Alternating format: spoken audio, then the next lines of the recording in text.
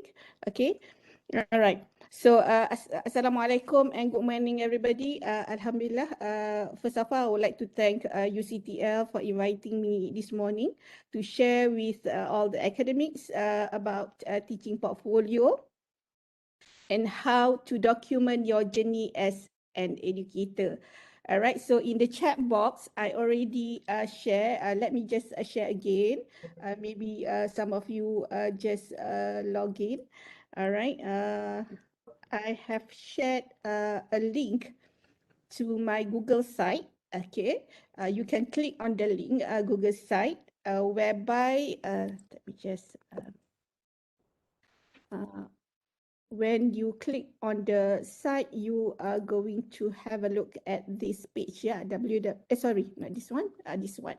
All right, so this is the Google site. Okay, this is the website that I'm going to use. Actually, I always use this site for teaching portfolio or academic portfolio webinar or workshops. So you can go here and then we'll go through this particular website later on during this webinar. Yeah? Okay, so if you have any question during the webinar, please feel free to unmute and ask your question. Or if you prefer to just write in the chat box, please feel free to do that. And I'm going to look at the chat box regularly. Okay, so let me just go back to the slide. Yeah. Okay, so all right.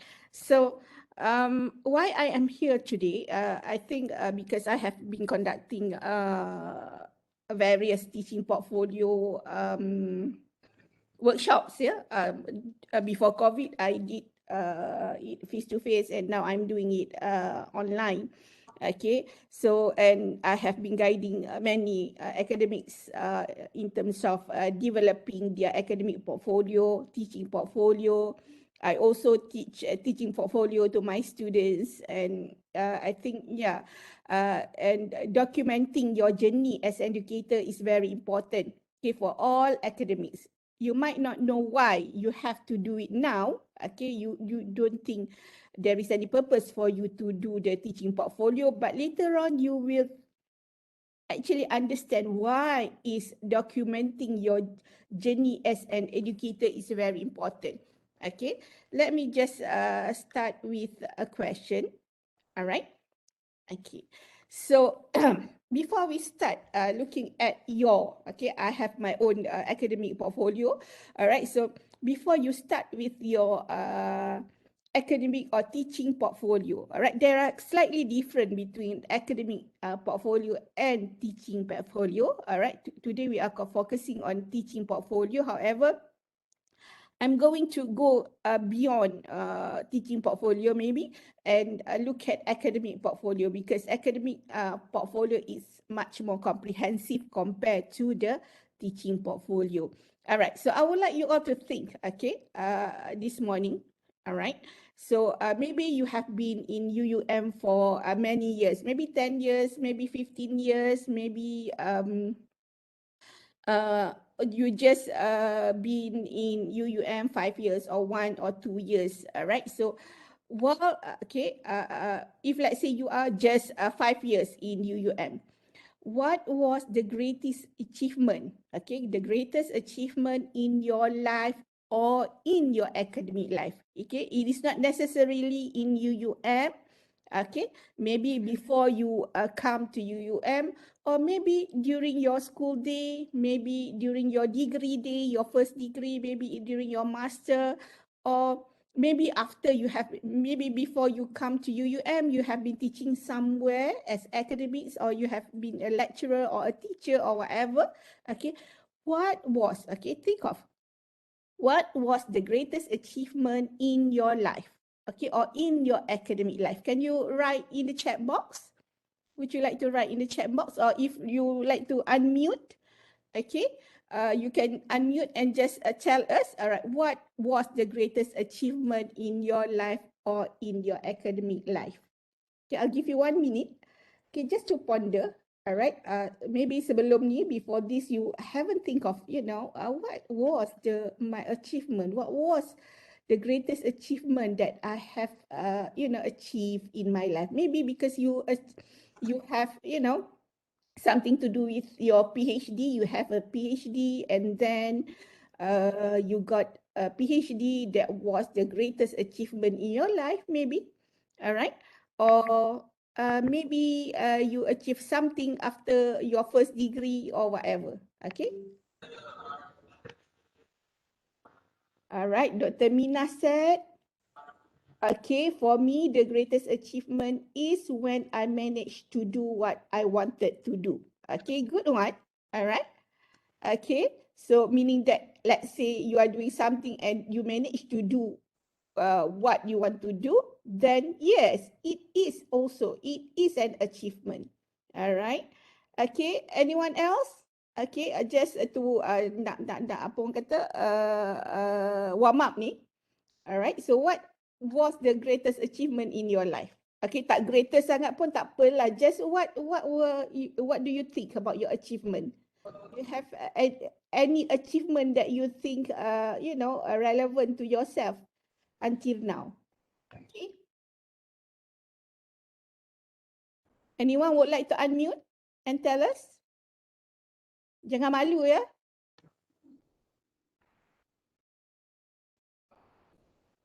Okay, Dr. Siti Nurhaliza said berbakti kepada ibu bapa. Alright. Okay, yes. Okay, achievement dapat berbakti pada ibu bapa. Yes, it was an achievement. It is an achievement because not everybody can berbakti pada ibu bapa. Alright. Okay. Yeah. And then Dr. Noradila, as a new lecturer, getting grants are an achievement. Yes. I actually agree with that. It is not easy to get a grant. Okay, even grant with 10,000 RM 10,000 is very hard to get. All right. So thank you, Dr. Noradila. Yes, it is a very, for example, there are lecturers who never got a grant. Okay, although they have been an academics for 10 years, but they never got a grant. Okay, and then Dr. Muhammad Ali said, apabila berjaya mendidik pelajar walaupun sedikit. Yes. All right. So sometimes, an achievement for us is like, when our students tell us, Doktor, terima kasih. Saya dapat A for your subject. So it was an achievement actually. So apabila dapat mendidik pelajar, also an achievement. Okay. Dr. Muhammad Farhan said, when my student get job after graduation. Yes. Okay. And now I'm teaching School of Educational Studies here in USM. And yesterday was the result for most of the students, the education student, they were getting their posting yesterday. All right, and then everybody was saying thank you, doktor, saya dapat posting dekat sekolah ini di Penang. Saya budak Sabah, dapat juga di Sabah. Saya orang Sabah tapi dapat di Penang. So that was actually an achievement. And bila student kita dapat kerja, alright, it was an achievement sebab bukan senang ya dapat kerja sekarang ni. Alright, okay. And Dr. Bakri said, greatest achievement to me when I completed my PhD. Yes, PhD was not easy. All right. And when we completed our PhD, it was the greatest achievement. All right. Yes, I agree with you. And Dr. Nurul Sadikin, positive feedbacks from students. Yes. Okay. When students give us positive feedbacks, all right. So it is an achievement. All right. Dr. Pramadia, Dr. Nurul Sadikin, jangan lupa simpan all the positive feedbacks from students. Whatever positive feedbacks from your students, please keep it. Okay. However you document it, you need to keep all the positive feedbacks from your students. Okay. And then Dr. Nurhana ni diberi peluang membina program baru, happy sebab dapat belajar banyak benda walaupun sangat susah untuk mempertahan dalam proses pembinaan program baru. Yes. Okay, kalau dapat buat program baru, we have been learning so much during the development of the new program. Memang kita akan dapat belajar banyak benda, dan apabila senat lulus, okay, UUM SWA kan, so apabila senat lulus the accreditation, then dapat program baru tu dapat. So it was a really apa orang kata sangat kejayaan sangat bermakna lah.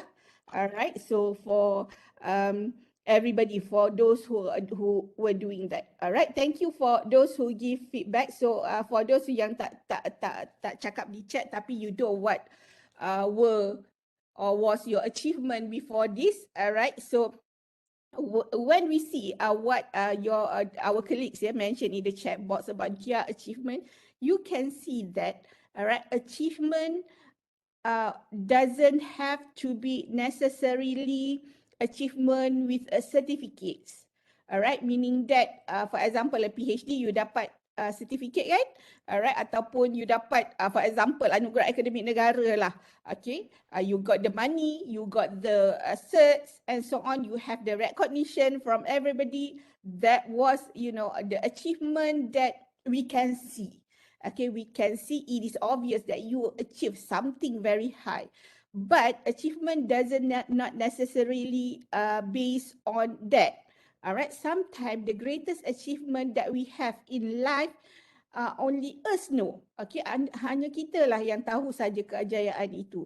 Okay, hanya kita tahu, hanya kita yang merasainya, dan orang lain tak tahu. That was our biggest achievement in our life. Mungkin orang yang for example the easiest way is, for example, dalam umur 45 tahun saya belajar berjaya dapat lesen kereta. Orang lain tak tahu. Okay, only us know because dah belajar dah kereta banyak kali, tapi the problem was tak dapat lesen. Okay, tak berjaya, ataupun belajar tapi tak habis. But during our 45 years of life, tiba-tiba dapat courage to learn nak bawa kereta, nak habiskan dan dapat lesen. Then that was our greatest achievement lah. Okay, so for me tadi ada tampak ada lagi seorang, end of the day my students know their very purpose of life. Yes, Faiz 4908. Yes, okay. Sebenarnya whatever our students get also is our kejayaan, our achievement. Okay. Kalau saya nak cakap tentang greatest achievement bagi saya saya dapat anugerah akademik negara, a teaching award in 2000. I applied 2016. Alright, 2016 saya ingat masa tu bulan puasa dipanggil interview, and then I was waiting for 1 year, meaning that I hujung tahun dalam bulan Ogos, October I got the result 2016. I got the result that I berjaya lah dapat anugerah akademik negara tu, tetapi pada tahun tersebut AAN tidak dijalankan, so I had to wait for 1 year. 1 year lah lebih kurang. Okay, November 2017 barulah dapat, so 1 year after that. Tapi walaupun saya dapat AAN, saya dapat 50K masa tu, tetapi it was not the greatest achievement for me. Okay, saya tak menganggap itu my greatest achievement in my life or in my academic life. Why? Sebab sebenarnya ada perkara yang lebih besar dalam hidup saya yang saya tak boleh lupa sampai sekarang, yang membuatkan saya rasa my life as an educator is worthy. Alright, it was in 2016. Okay, 2016 I was the coordinator of PPG program. Okay, I think all universities who have education program, they were required. Okay, they were required by KPM to accept PPG students. So in USM, I was the coordinator. All right, 2012.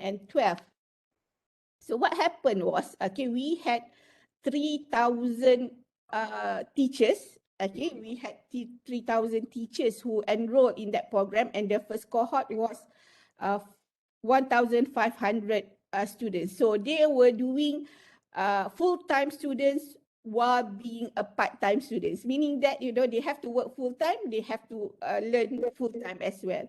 What happened was, okay, during the first convocation, yeah, we franchised the PPG program with UPSI. So our convocation was done in one of the convocation session in UPSI. So kami hantar two buses of lecturers to go to UPSI to attend the convocation, because we had around 1,500 students. So UPSI gave us one session for all our students, PPG students, okay? So when we went there, what happened was the convocation was slightly different from USM.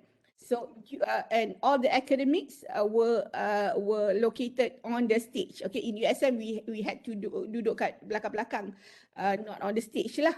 Alright, so I was on the stage, and then they had this student representative. Okay, dekat USM tak ada student representative yang bagi ucapan, but in UPSI, yes, they have this. And one of our students came forward and give his ucapan. What happened was, during the ucapan, he said, okay, and I was sitting sama barisan lah with the Senate of UPSI. Okay, because I was the coordinator. So what happened during that day was, when the student representative said, okay, I would like to thank, saya ingin mengucapkan terima kasih kepada VC USM and so on. Sampai dia kata, dan juga saya ingin mengucapkan terima kasih kepada penyelaras PPG USM, iaitu Dr. Azidah. What happened was, during the convocation, all the graduates, okay, yang dekat depan yang akan menerima sijil, menerima ijazah pada hari itu, semua bangun dalam Dewan Convocation, and then semua bertepuk tangan. 1,500 students stood up, and then dia jadi geburuh Dewan UPSI, and then everybody was clapping their hand. Alright. Yes. So I was like terkejut lah kan. I was really stunned on the stage, and then all the senate of UPSI memang tak kenal saya lah kan. Saya pesyarah cabuk je. So, and then semua ahli senat UPSI was asking, siapa Dr. Azidah ni sampai gempar Dewan Convocation UPSI. And then semua orang cari, saya ada di situlah. So saya macam tak tahu mana nak lekat muka, rasa nak menangis and so on.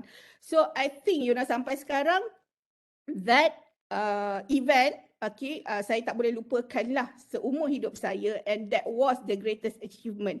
Walaupun dah dapat AEN and so on, tapi that was the greatest achievement in my life. Tak perlu dapat sijil, tak perlu dapat apa, but it is in my life, tak akan dilupakan lah. Okay, so as an academics, yang permulaan baru nak mula ni, alright. So as an academics, alright, you might encounter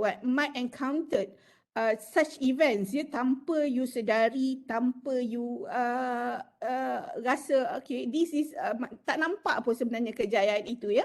Okay, walaupun orang tepuk tangan, for example kan, sebenarnya tak nampak kejayaan di situ, tapi bagi saya itulah kejayaan, sebab we had 4 pusat pembelajaran masa tu, di Penang, di Kota Baru, di Sabah and di Sarawak. So we had 1,500 students, and semua student tu kenal saya, semua pernah berhubungan saya, semua tahu apa yang saya buat. So I think that was the really kejayaan, sebab semua student recognize me, student know what I have done for their life, their academic life juga. So that was the greatest achievement. Dan greatest achievement inilah yang selalu saya highlightkan, yang saya ingin highlightkan dalam saya punya teaching portfolio. Alright, not the AN, but this kejayaan. So you as an academics, ya, dalam you punya teaching portfolio, you must remember the most important thing that will catch people's eyes when they read your teaching portfolio is your greatest achievement. Greatest achievement dapat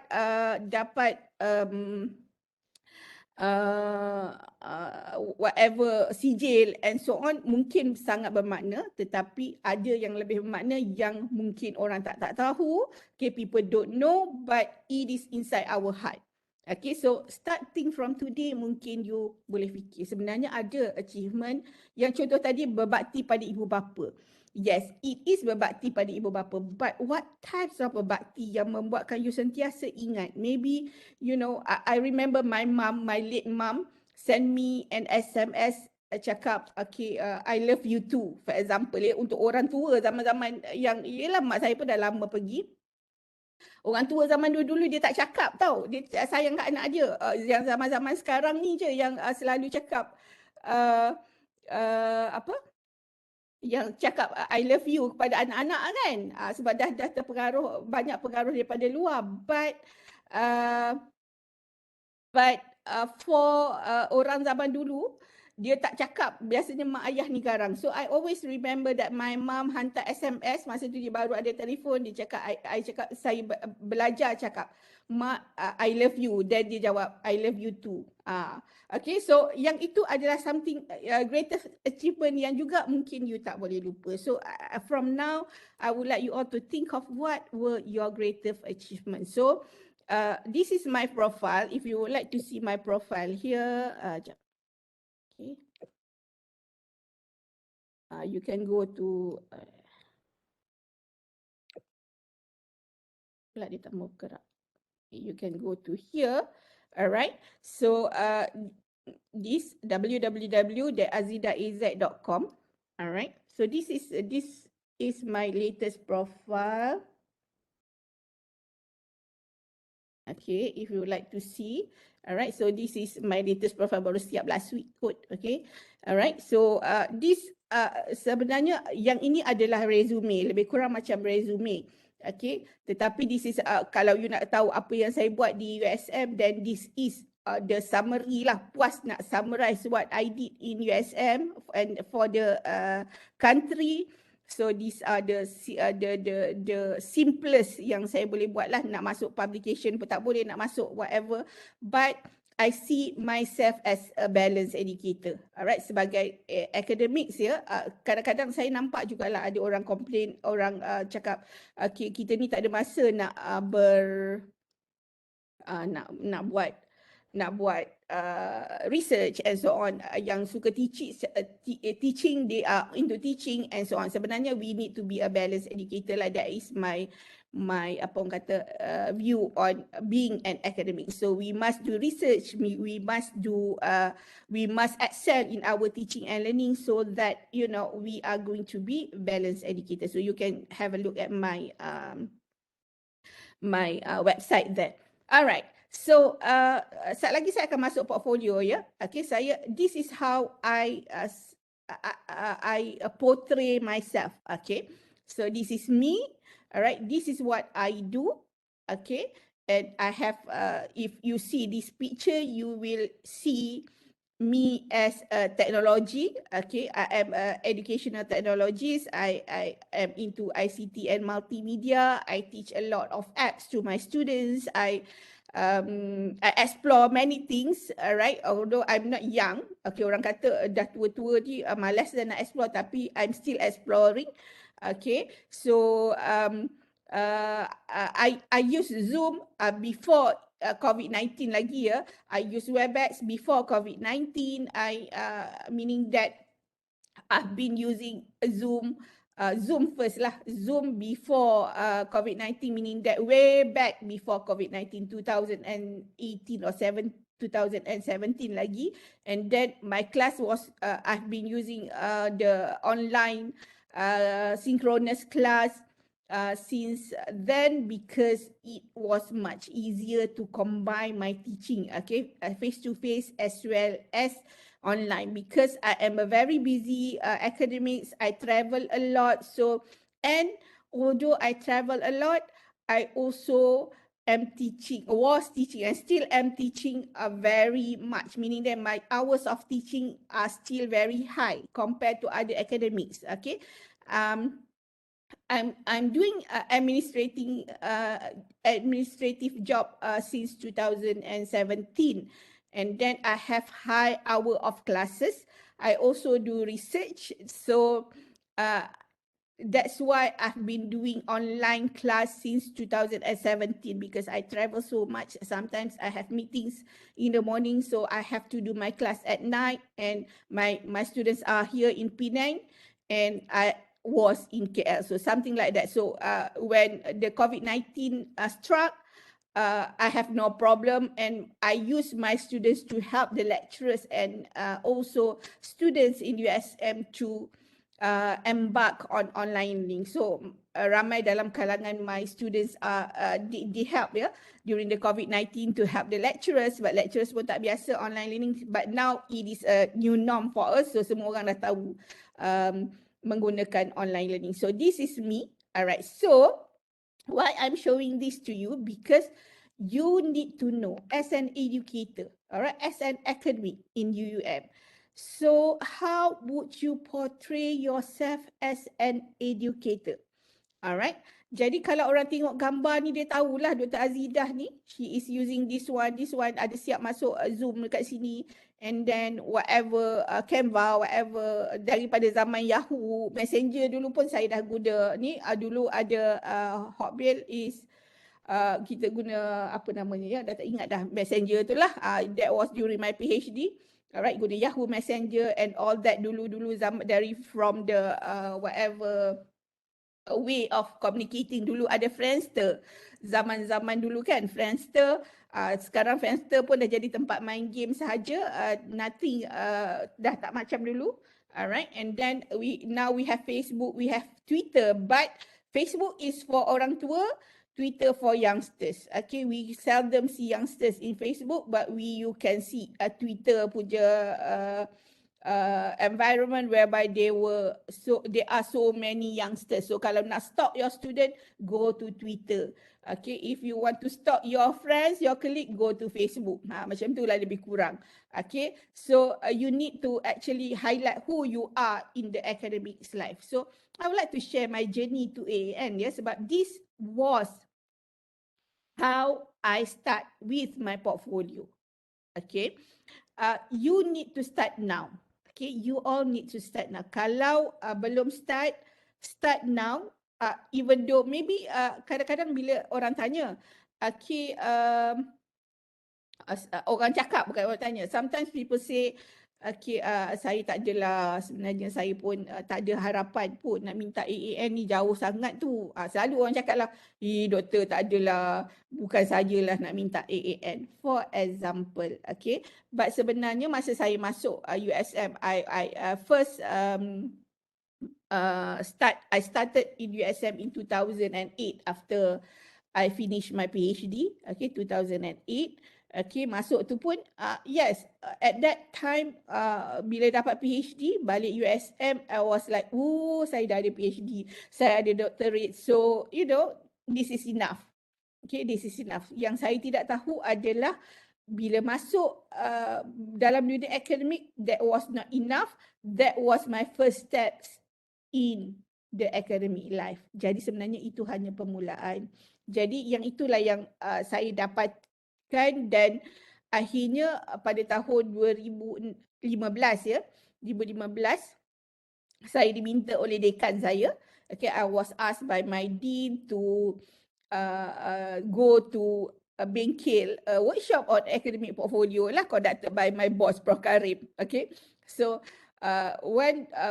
so I went to I don't know why, when I asked my boss, okay, Prof, why did you choose me? Saya tanyalah, kenapa pula tiba-tiba saya kena pergi bengkel academic portfolio ni?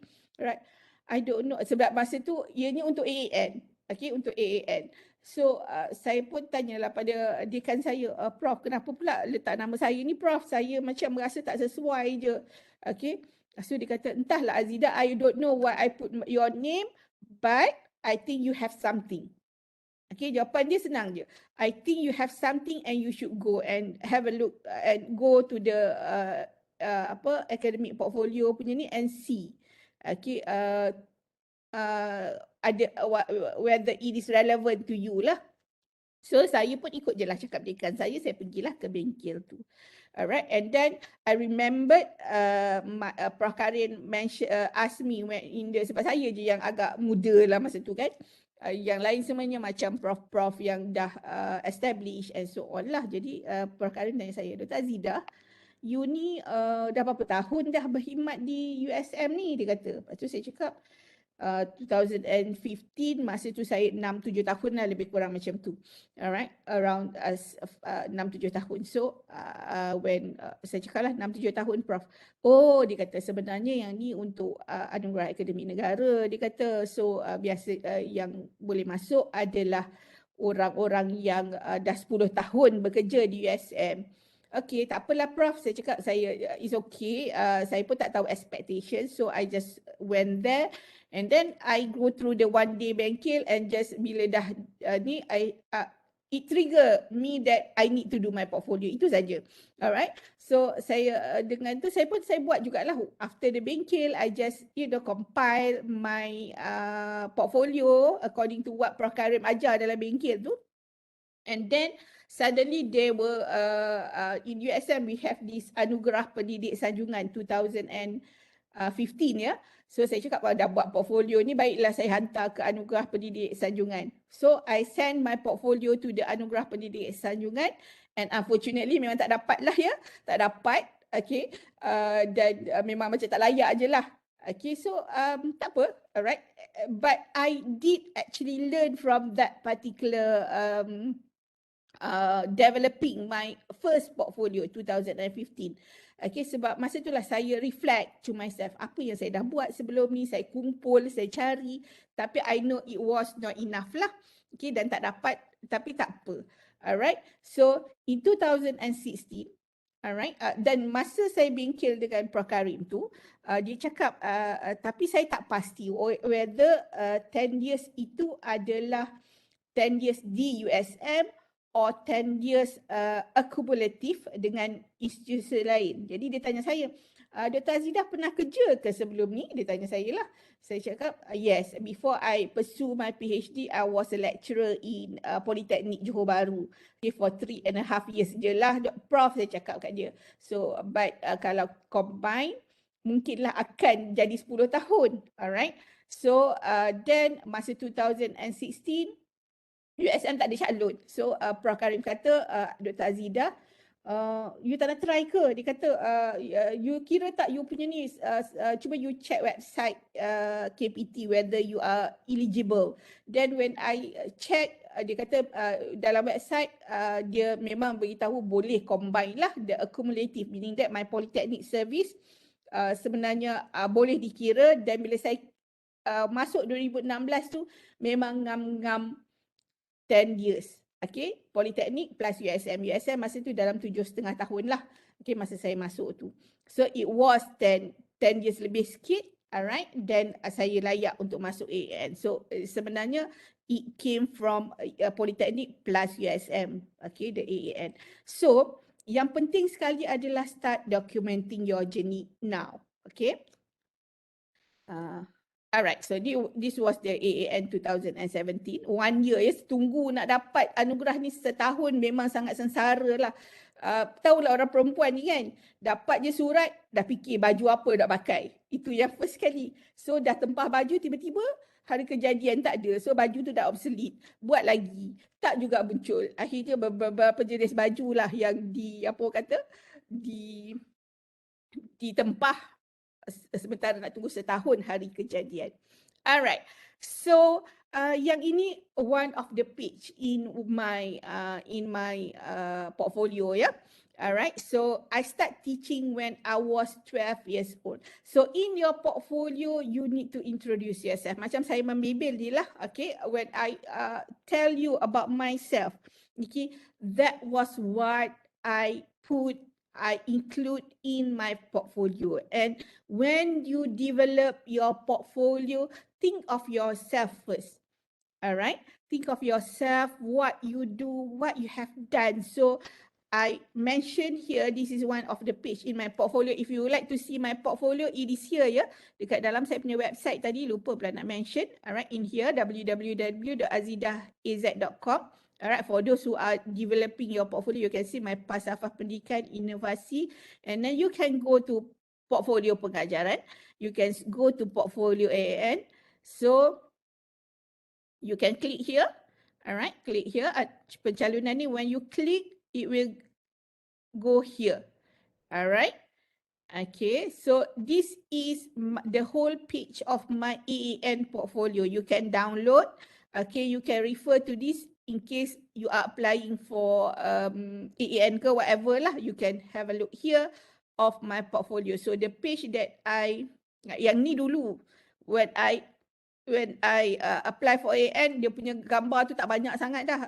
Dia punya comprehensiveness of my image. But now dah penuh, tak tahu nak letak apa dah. Alright, sebab penuh sangat. Alright, so this is the page that I show just now. Alright, so this is one of the page in my portfolio. Okay, so let me go back to, so you can download. Alright, dah lama dah saya share the portfolio since I get the AAN. Jadi saya rasa ramai dalam kalangan pemenang AAN jugalah telah refer kepada saya punya portfolio lah. Alhamdulillah. So hopefully saya takkan buang lah daripada page saya, insyaAllah. So you can refer lah. Tapi sebenarnya dah macam apa orang kata, sebab dah lama sangat. So mungkin ada penambahan dan sebagainya, saya tak letak lah dalam tu. Tak sempat pun nak update portfolio dalam keadaan sekarang ni. Alright. Okay, terima kasih Dr. Bina. Alright, so and then, jadi I would like to highlight, I highlighted in my portfolio, I start teaching when I was 12 years old. Okay, these were informal teaching sebab mak saya mengaji Quran. So, you know, mak saya mengaji Quran di rumah lah. Mak saya di rumah, lepas tu dia mengajar budak-budak mengaji Quran. So when I was old enough dah khatam Quran, then sebab ramai budak-budak, so I think bila balik sekolah penuh rumah dengan budak-budak mengaji Quran. So what happened was my mum said, okay, apa kata saya tolong dia mengaji Quran, tetapi untuk budak-budak yang baca mukaddam lah.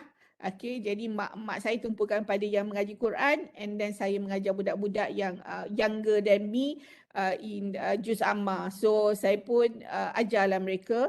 Okay, so it was my first experience teaching, whereby bila budak-budak tu naik daripada satu surah ke satu surah, it was really an achievement. Ya, saya boleh ingat lagi seronok je bila budak-budak khatam mukaddam, ya, khatam mukaddam. Okay, bila mereka naik surah dan sebagainya. So that was actually the feeling was satu kepuasan bagi saya lah, teaching when I was 12 years old. Okay, so yang itu sebabnya whatever you have encountered during maybe your younger days, okay, contohnya lah saya masukkan di sini bila saya start mengajar. Sebenarnya it was not saya tiba-tiba masuk mengajar di politeknik for example kan, tapi saya memang dah start mengajar before this lah. Alright, so this was my supervisor, ya, during PhD. Saya buat PhD di New Zealand, alright, University of Canterbury, New Zealand. So this was my supervisor, okay, Billy, and then this was John. Okay, John ni dia adalah orang, the person who in charge of survey in University of Canterbury lah. Okay, jadi dia berada dalam, saya buat PhD saya di bawah center macam, nama je pun sama, UCTL. Alright, University Center for Teaching and Learning, tapi di University of Canterbury, New Zealand. Okay, so this was the director lah. Okay, this was the director of UCTL, University of Canterbury. So I was the first PhD students under the UCTL, University of Canterbury. Okay, so yang ini saya dijemput a few years back, okay, untuk buat seminar di UCTL New Zealand, alright, Canterbury. So yang ni waktu saya buat seminar tersebut lah, mereka jemput saya balik untuk buat seminar bagi mereka. Okay, so and then baru nak sampai goal.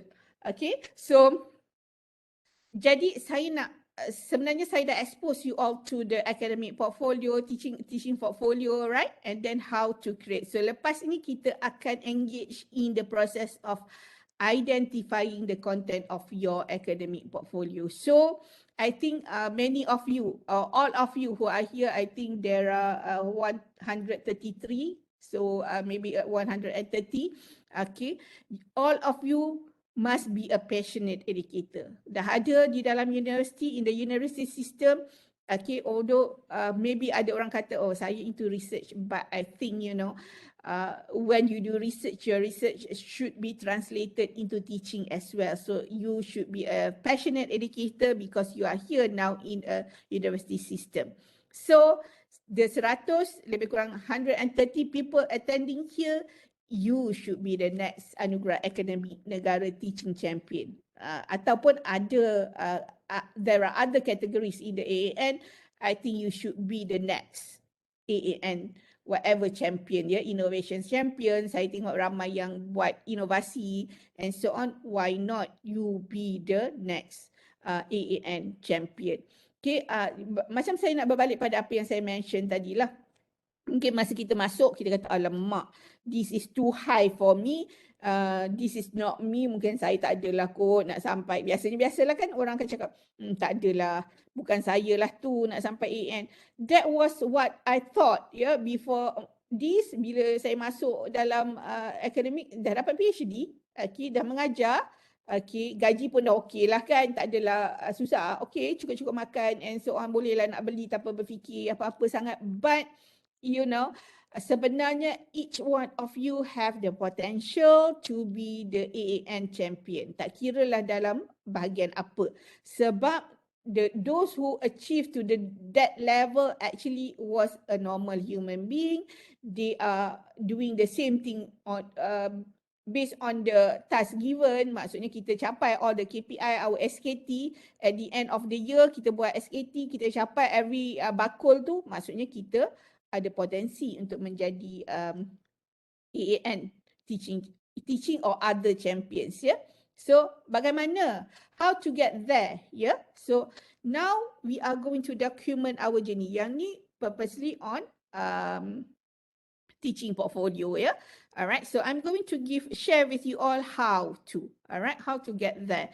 Okay, sebenarnya it starts today lah. Mungkin ada orang dah start before this, tetapi mungkin I have many educators, many academics from various university yang contacted me, minta, Dr. Azidah, can I send my portfolio to you and then you comment on my portfolio? Saya kata okay, boleh, insyaAllah saya boleh tengok. Dan ada ramailah yang hantar kat saya. Dan pernah juga sekali saya I was in KPT. KPT asked me to share with the academics on teaching portfolio as well. And then after during the AAN, during the AAN, tahun bila the latest AAN lah, okay, I think 2019. What happened, masa dia malam tu, seorang, saya telah ditegur oleh seseorang, ya, saya tak kenal, a Chinese lecturer, dia mention, Dr. Azidah. I was like, okay, siapa pula ni kan. Tapi biasalah kalau dia jumpa di AAN, mungkin some academics lah. So dia kata, oh nama saya ni. I would like to say thanks to Dr. Azidah sebab Dr. Azidah tengok I follow your teaching portfolio dalam you punya website. You don't know, tapi I have downloaded your portfolio and I was called to the apa orang kata, session lah, the interview session for AAN, tapi unfortunately saya tak berjaya masa interview tu lah. Tetapi I was my portfolio successfully selected by the AAN committee, tetapi saya gagal dalam interview. Alright, so saya nak ucapkan terima kasih. Saya tak kenal dia tapi dia cakap terima kasih Dr. Azidah, saya ikut dan akhirnya saya berjaya buat portfolio. That was unexpected, tetapi saya rasa, oh alhamdulillah, saya telah memberi manfaat lah pada dia. Yang simulation tu tak dapatlah saya nak bantu kan. Alright, so tetapi saya rasa now we are going to do how to get there. Alright, okay, so yang ni saya dah ceritakan tadi. Alright, this was my first page. Okay, jadi to be a teaching champion lah. Okay, you need to be beyond the ordinary teacher or educator. Nak cakap beyond the ordinary teacher or educator tu nampak macam, macam mana nak jadi ni? How to be an extraordinary teacher or educator? Sebenarnya, alright, actually mungkin, alright, you are now not the ordinary teacher and educator. Why? Because you might do something in your class, in your online class, in your WebEx class, in your Microsoft Team class, tetapi you are doing it in your class. Okay, mana ada lecturer lain? There are no other lecturers who come into your class, or even your dean. They do not attend your class, so they don't know what you are doing in your class. Kadang-kadang tu you buat macam-macam, tetapi alright, you are doing it with your students. Okay, tak ada siapa tahu pun apa yang you buat dalam kelas you. Alright, so jadi you think that you are just an ordinary teacher or educator or lecturer. Okay, you might think that I am just an ordinary educator. Tetapi whatever you do in your class might be extraordinary, but you do not highlight it. You did not mention it. You did not put it in a portfolio. Kalau dah letak dalam portfolio, dan barulah orang tahu, dan bila orang baca, dan dia know, oh sebenarnya Dr. Mina ada buat something yang extraordinary, tapi sebab dia buat dalam kelas dia, nobody know. Then, that's why it is important to prepare your portfolio, and from the portfolio, people will know what you do. Okay, kalau di antara you all tak pernah dijemput pun buat apa-apalah, meaning that tak pernah dijemput ke mana-mana webinar macam ni lah. Okay, mungkin ada yang pernah dijemput sebab orang tahu you buat apa, tapi sometimes people don't know what we do. So portfolio is very important to highlight what we do in our class, so that people will know, that people will be interested to know more about what we are doing.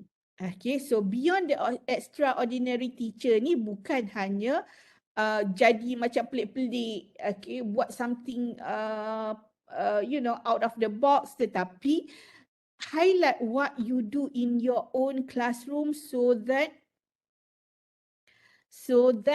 you will be able to contribute beyond to your own classroom.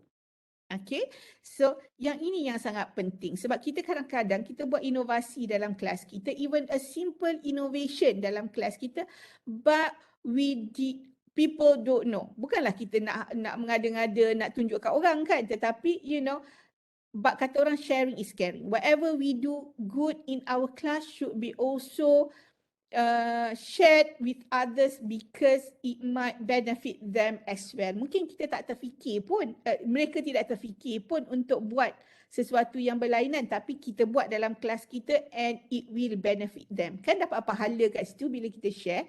Right, for me, I don't mind sharing. That's why my portfolio pun memang I letak kat situ. Ada orang kata, doktor janganlah pula lepas ni doktor buang daripada website. Saya cakap, kalau tak ada dalam website tu, sama ada saya tak renew saya punya domain, ataupun memang saya mati ke, bila saya mati tak adalah orang renew kan, habislah the website. So mungkinlah, tapi setakat ni insyaAllah ianya akan sentiasalah berada dalam saya punya website tersebut, azidaaz.com. Alright, so apabila you have gone beyond the ordinary educator, jadi you need to share also what were your experiences during the process. Okay, when you teach your students, what were your experience? Adakah you just teach them and then you don't reflect on what you had done? Tadi dalam chat box kan kita nampak ada beberapa orang yang mention bahawa bila your students mencapai kejayaan, they get a job for example, then it was your own kejayaan. So reflect on that. Why after your student yang dapat duit pun, dia yang dapat gaji pun, lepas ni bukan you tak dapat apa-apa dah, you just produce them. But why when that they got a job, it was a kejayaan for you? So tell people about your experience. Okay, mungkin pelajar itu dia ada masalah masa dia belajar. For example lah kan, ataupun kita mengajar maths, tiap-tiap kali maths dia buat kita punya exam, cukup-cukup makan, dia dapat C, dapat D. Okay, for example lah, ataupun memang fail, berapa kali repeat paper lah, last akhirnya dia berjaya. Okay, that is kejayaan untuk kita juga. So, you need to be confident in, sebenarnya you have created something. Okay, hari ini adalah hari untuk you all ponder about yourself as educator. Barulah you boleh create a very impactful teaching portfolio. Okay, what you have done, okay, what you have created within yourself. Okay, as an educator, it will help you to actually produce a good teaching portfolio. Sebenarnya teaching portfolio ini adalah reflection on what you do as an academic. Macam Dr. Minah mentioned in the chat box, alright. Only students know how we perform in class actually. Betul. Alright, that's why the feedbacks from our student is important. Tetapi ada pensyarah, there are lecturers who are they are reluctant. Okay, takut sebenarnya nak dapat student punya feedback sebab takut nanti students akan complain. Oh, Dr. Azidah ni. Okay, I remember when I was in Polytechnic, I was so garang ya, sangat garang sebab masa tu I taught graphic design, multimedia. So the first year in Polytechnic, I mengajar diploma graphic design, mereka kena melukis. It was an art class. So bila student tu buat kerja, saya tak puas hati, saya akan koyak, saya baling, saya memanglah sampai student memang takut kepada saya ya. Sangat garang masa tu. Sampai bila my teaching assessment at the end of the penggal, masa tu guna sistem penggal, akan dapat Puan Azidah ni nenek kebayan. Jawapannya macam tu ya. Puan ingat muka puan cantik sangat ke? That was the teaching assessment yang I dapat masa I di Politeknik sebab kegarangan yang tidak terhingga. Alright, so that's why some of the lecturer takut. Okay, masa saya terima tu memanglah budak ini pandai cakap aku macam ni, memang geram lah kan. But then I reflect back. Kenapa student panggil saya macam tu? Kenapa saya dipanggil nenek kebayan? Alright, and now in USM, I think kalau di USM orang tahulah. Sometimes di luar USM orang tahu Dr. Azidah ni mak tiri USM. Okay, memang nama itu terkenal lah. Okay, kalau orang tanya siapa mak tiri USM, everybody in USM would know Dr. Azidah. And then my TNCA also cakap, siap tanya kepada saya, Dr. Azidah nak tanyalah sikit.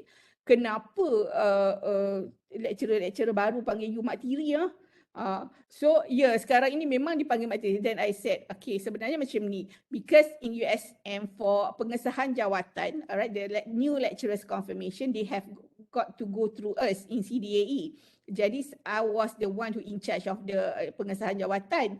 So they have to do teaching portfolio juga lah ya. Teaching portfolio is one of the compulsory component in USM.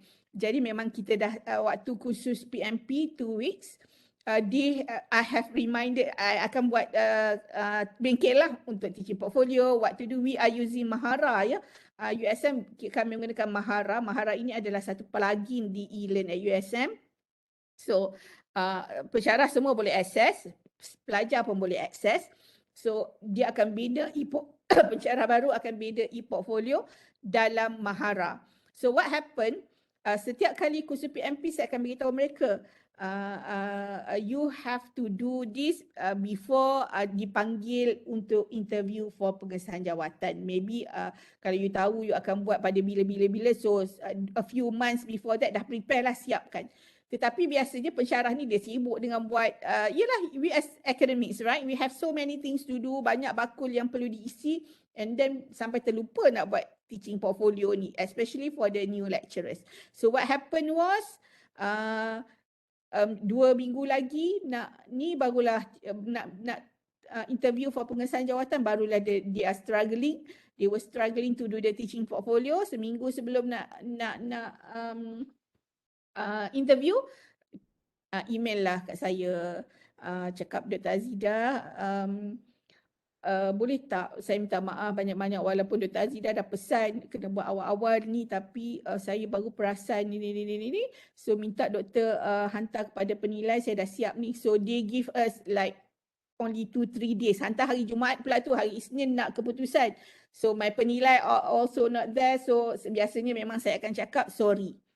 Okay, kecuali kalau saya ada masa, saya yang akan nilai dan saya akan bolehlah bagi cepat. Biasanya saya lah yang akan buatkan dan yang itu yang saya buat, saya marah sebab saya dah biasa pesan, you need to do your teaching portfolio early.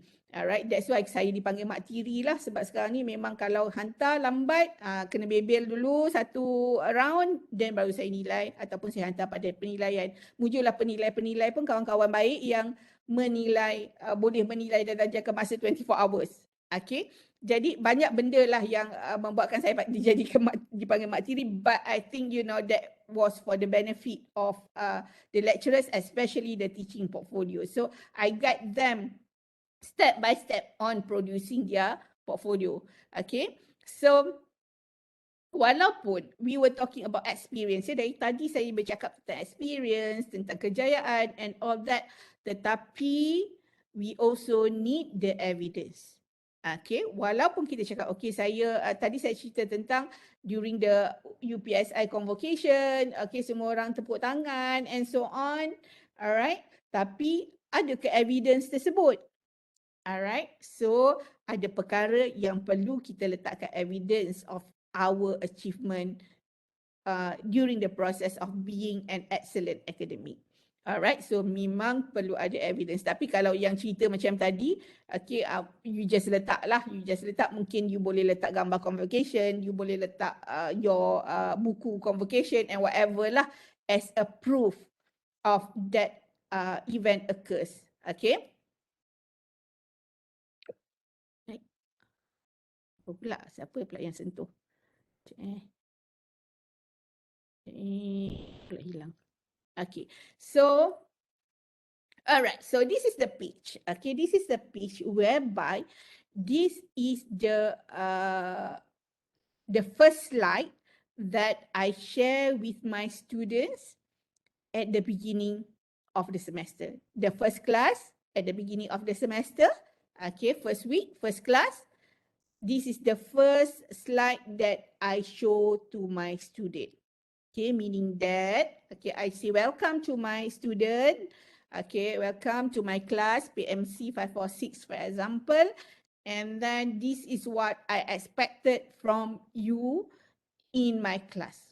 Okay, for undergraduates, for postgraduate, I teach undergraduates, I teach master's class, I also teach Doctor of Education. It is a doctorate degree for education, yeah. So it is a coursework. So I always say, okay, don't expect me to give you notes. Okay, I have no notes for you. Okay, you are going to develop the content for this course. Okay, I need you to explore because I'm teaching technology. So you need to do the exploration. Okay, I'm going to guide you, but you are going to do the exploration. Okay, my assessment will be active and interactive. I do a lot of peer assessment. I do a lot of online assessment. And sometimes you need to develop the assessment yourself. Okay, so I'm just going to give you questions. All right, you will be giving me the answer. And I'm going to let you know lah whether your answer is, relevant or correct or whatever. Okay, so this is the first slide that I use in my class, and this is also I include in my portfolio.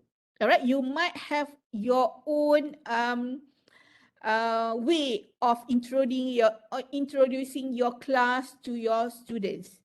Okay, so mungkin before this you tak rasa pun, okay, this is so special, so lain. Okay, maybe bila masuk kelas you do something, alright, that student will remember the whole semester, or after they have graduated they still remember. Oh, doktor ni kan dulu masa dia masuk je kelas dia buat macam ni. Okay, saya ingat sampai sekarang. Student can see that, alright, to your class. So that should be included in your portfolio to highlight your class are different from others. Okay, jadi start hari ni fikirlah. Saya masuk kelas, saya buat apa? Okay, sekarang we are having online class, for example. So, what did I do masuk kelas? Okay, do I play song ke? Okay, tayang video ke? Tapi video itu something yang lain daripada yang lain. Ataupun memang saya buat TikTok. Okay, sebab the students now are into TikTok, for example. So, you actually have your own TikTok punya account. Saya tak ada ya, saya tak minat nak buat TikTok. Alright, so maybe you have your own TikTok punya channel, and then you are going to every time you start your class, you are going to show the TikTok and whatever. Okay, that is yours, and you should put it in your portfolio. Okay, so yang ini saya dengan Sultan Perlis ya. Okay. Yang ini saya dapat anugerah ketokohan USM. Alright, so yang ini Google site tadi yang saya share ya kat sini. Alright, this is the Google site. No, not this one. Okay, this one. Alright, so you can click to the introduction. Okay, so kalau nak tengok slide saya, yang ini a bit ringkas, but almost similar to what I'm sharing to you just now. Alright, okay. And then later on we are going to do the introduction to yourself and then your teaching philosophy. Okay, let me continue. Okay. Okay, so ini rupanya portfolio saya tadi yang I share with you all in the Google site. Okay, so yang ini family saya. I think when you do something, highlight your family. What is the most important? Family is the most important part in our life, kan? So this is my younger daughter lah. Okay, anak seorang tinggal mana? Hilang seorang. Okay, ada 3 orang lelaki. This is my husband yang paling kecil. Alright, so anak bongsu sekarang dah nak masuk darjah 6. Sekarang masih lagi darjah 5. Next month will be darjah 6 lah. Okay, yang ni waktu dia kecil lagi. Alright, so let us think. Dah letih dah saya bercakap ni. Alright, so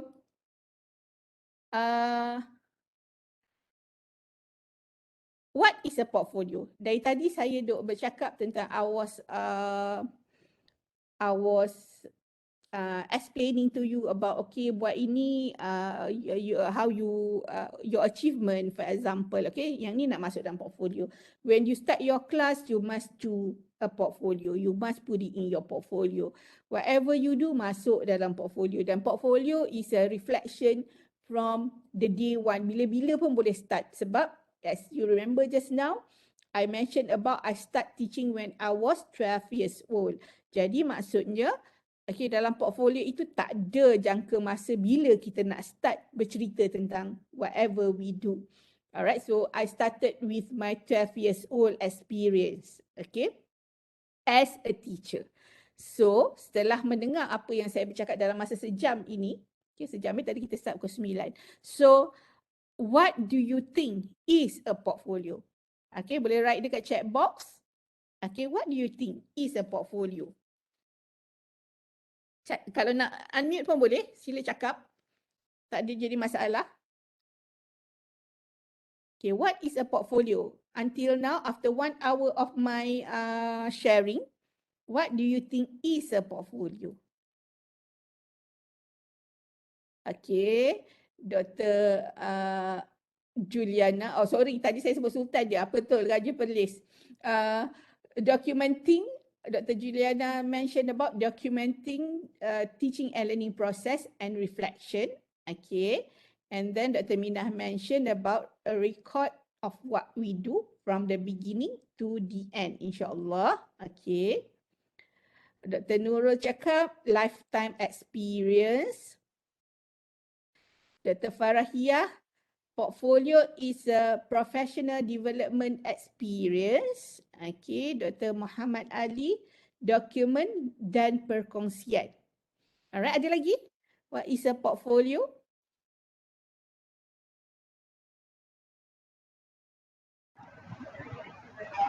Ada unmute tu? Sila cakap. Okay, Dr. Faiz, Personal Academic Travelodge. Okay. Dr. Nur Azura to share our passion and enthusiasm in academic and field of interest. Okay. And then Dr. Noliza, reflective notes about our journey as educator, upholding our own beliefs and values. Okay. Dr. Farahiyah, reflection of thinking. Dr. Hairil Anwar, my academic life journey. Okay. Dr. Muhammad Faizal, teaching evidences. Dr. Norabiatul Adawiyah is a goal-driven collect reflection. Is goal-driven and collect reflection. Dr. Email, okay, inspiration values and platform to muhasabah diri. Betul lah Dr. Fahriyah. Okay, semua yang dicakap tadi tak ada salah ya. Semuanya betul. Alright, semuanya betul and I really like the platform to muhasabah diri. Okay, yes, it is we include our teaching evidences in teaching portfolio. Okay, so yes. Okay, sebenarnya what is a portfolio? Ini dia sebenarnya. Okay, apa orang kata maksud. Okay, portfolio ni sebenarnya dalam dictionary. Dalam dictionary menyatakan bahawa it is a large thin flat case for loose sheet of paper. Okay. Kemudian a set of pieces of creative work collected. Okay. Kalau kita tengok dia punya definition here. Alright. We have loose sheet of paper. Okay. Nak letak satu tempat, nak letak loose sheet of paper, lepas tu kita compile, okay, drawings ke, maps ke, ataupun a set of pieces of work, okay, collected by someone to display their skill, okay, especially to a potential employer. So semua orang yang apa yang dicakapkan ni betul, tetapi whatever you mention here, Dr. Rabiatul Abdawiyah mentioned about a compilation of materials that exemplify your belief, skill, qualification, etc. Okay, and then Dr. Noliza cakap, Dr. Ija cakap, I also believe in autonomy-driven journey. To what extent we exercise the autonomy as reflective practitioner. Okay, yeah, semuanya betul. Okay, whatever you mention here are the content of the portfolio, ya, dan nampaknya semuanya you know, okay, you already know, okay, what will be your content of your portfolio, right? So inilah dia what is a portfolio. Alright, a collection of evidence, okay, and then a collection of documents and writing, okay. I would like to highlight the writing or narration, okay, sebab why? Because you can collect everything you have. Kalau you tengok sekarang ni, let's say you have been teaching, you have been an academic for 10 years, you punya sijil, okay, saya di USM 13 years. I've been USM for 13 years lah. Okay, so my sijil dah pening. Sekarang ni dah masuk kategori pening sebab tak tahu nak susun. So many letak dalam file dah ada, saya tak tahu berapa, 6 file kot. Alright, all the document, all the sijil that I have, okay, since the first day I masuk USM dengan my sijil pengesahan jawatan tu satulah, pengesahan jawatan, lantikan and all that, sijil PhD, degree and so on tu, satu file kan. Tu file-file sijil-sijil yang lain itu sangat banyak. So sometimes kadang-kadang pening kalau katalah nak minta kerja. Sebenarnya saya pernah minta kerja lain lah. Selain daripada USM, I actually applied for UPSI, I applied for IIUM, dua-dua dapat tapi terpaksa ditolak. Sebab apa? Sebab before this my husband was working in Tanjung Malim. Alright, jadi bukanlah saya saja sebab bukan saya saja nak minta kerja tempat lain, tetapi kekangan lama ya. Saya PJJ dengan husband saya for 5 years. So it was a struggle lah sebenarnya kan. Tahu je lah mak-mak ni, dia tahulah dengan anak 4, suami jauh. So memang saya pernah minta kerja.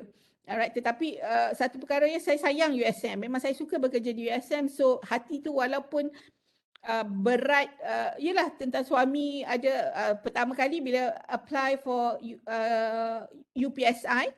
Alright, husband saya bukan kerja UPSI lah, husband saya bekerja di Institut Tanah dan Ukur Negara last time ya. So when I apply UPSI, dapat, adalah pula saya bagi alasan sebenarnya sayang USM. Jadi saya bagi alasan tu ni, so saya tak pergi. Alright, adalah beberapa perkara yang terjadi pada masa tu. Alright, and then tetapi itu nak reflect tentang dokumentasi lah. Bila nak pergi tu tak tahu nak bawa apa sebab I have so many sijil, certificates and so many things lah yang last saya bawa saya punya portfolio je.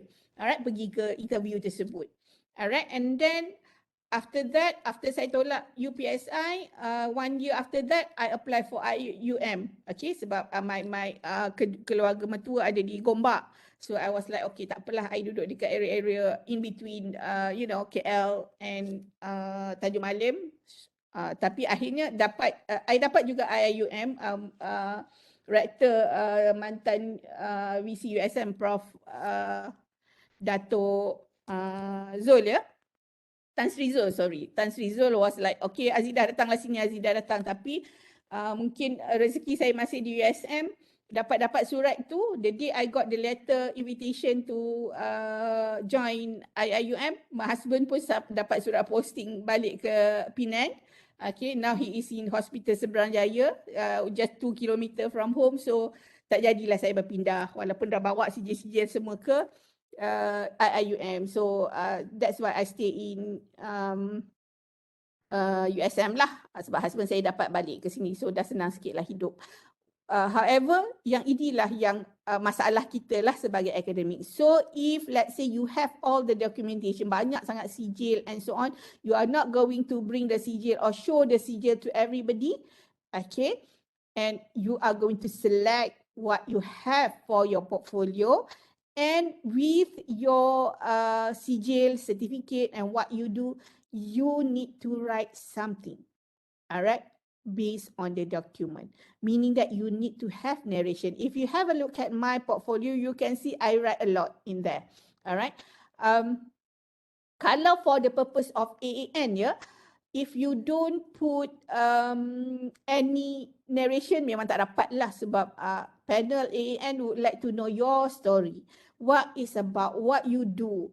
Okay, what is your reflection? Okay, bab kata Doktor apa tadi, siapa yang cakap pasal muhasabah diri tadi kan. So it is Dr. Farahiyah cakap platform untuk muhasabah diri. Dari dalam your portfolio you should muhasabah dirilah. Okay, sebab jangan takut untuk muhasabah diri dalam your portfolio. Why? Because sometimes saya nak balik kepada the teaching assessment at the end of the semester. Okay. Sekarang ni saya dengan bangganya boleh cakap, dulu saya garang. Dulu budak-budak cakap saya nenek kebayan. Dulu budak-budak saya cakap itu ini waktu di Politeknik. Alright. Tapi when I got that, it was like satu tamparan hebat juga kan kalau kita student bagi mention about, you know, you are not being a competent lecturer. Okay, dia cakap kita macam-macam. Macamlah cantik sangat. Macam itulah. Memang itu yang saya dapat dulu. Doktor Puan ingat masa tu Puan ya. Puan ingat Puan tu cantik sangat. Alright. So, you know, memang itu adalah something yang suka untuk ditelan lah kan. Tetapi, alright, then you have to do. Kalau you dapat, if you get a negative reflection or feedbacks from your student, what you should do? Marah student tu? Should you marah? Or should you do a muhasabah diri, do a reflection to yourself? Kenapa agaknya ya pelajar-pelajar saya bagi negatif reflection, feedbacks to the teaching assessment? Bukan marah tetapi go and muhasabah diri. Okay. That's why hari ini saya boleh bercerita pasal saya dipanggil nenek kebayan sebab saya muhasabah diri. When I teach in Polytechnic ya. Masa itu walaupun masa tu saya dah ada Master of Education in Education and Technology kan. So saya dah ada tetapi I don't think my masters prepare me to actually use what I learned during my masters in my class. Saya banyak, bila saya mengajar, I use my experience with my lecturers. Okay, the experience with my lecturers, what my lecturers did during my study or my teacher, I use it back to my students. Meaning that I thought what they did in class was the good thing, what we supposed to do. So I just follow what my lecturers did. Okay. Then what I did in my 3.5 years in Polytechnic, jadi I just follow je lah. Okay, my lecturers dulu koyak kertas masa I belajar grafik. Alright, I pun koyak kertas. My lecturer do like this, I follow. Alright. Then after I did my PhD, I came back and serve USM because I pursue my study under USM SLAB. Yeah. So bila I balik ke USM, then I was thinking, I am going to teach. Dulu I teach bakal-bakal multimedia designer, graphic designers, advertising designer and so on. Tapi kali ini I am going to teach bakal-bakal guru. So should I do like that? Should I be a very garang lecturer? Nanti kan sebab saya follow my cikgu dulu, my lecturer dulu. So if I teach my the pre-service teacher garang-garang, nanti bila dia jadi cikgu, dia akan jadi cikgu yang garang juga kalau dia ikut, if they follow what I did. Okay, so that was my first reflection. I reflect back to what my students in Polytechnic cakap. Okay, Puan Azidah garang, Puan Azidah ni macam-macam lah. So I reflect to what happened in my Polytechnic and then I said no. I cannot be like what I cannot be like what I did in Polytechnic. Okay, I have to change because no, whatever I did in Polytechnic will not be suitable for pre-service teacher, for bakal guru. Okay, so the writing is very important. Saya ceritakan, I put in my portfolio my experience in Polytechnic. Okay, and why do I change my approach in USM? What happened? Okay, and whatever teaching assessment that I encounter during Polytechnic, I reflect it back in my portfolio. Okay, jadi tapi kena ada bukti ya, kena ada bukti. So let me just go back to my portfolio tadi. Alright, this was the website ya, ada, saya rasa ada lagi website ini. Jabatan Reka Bontok Politeknik Johor Bahru. Okay. So yang ini yang saya nak tunjuk. Sekejap saya besarkan sikit.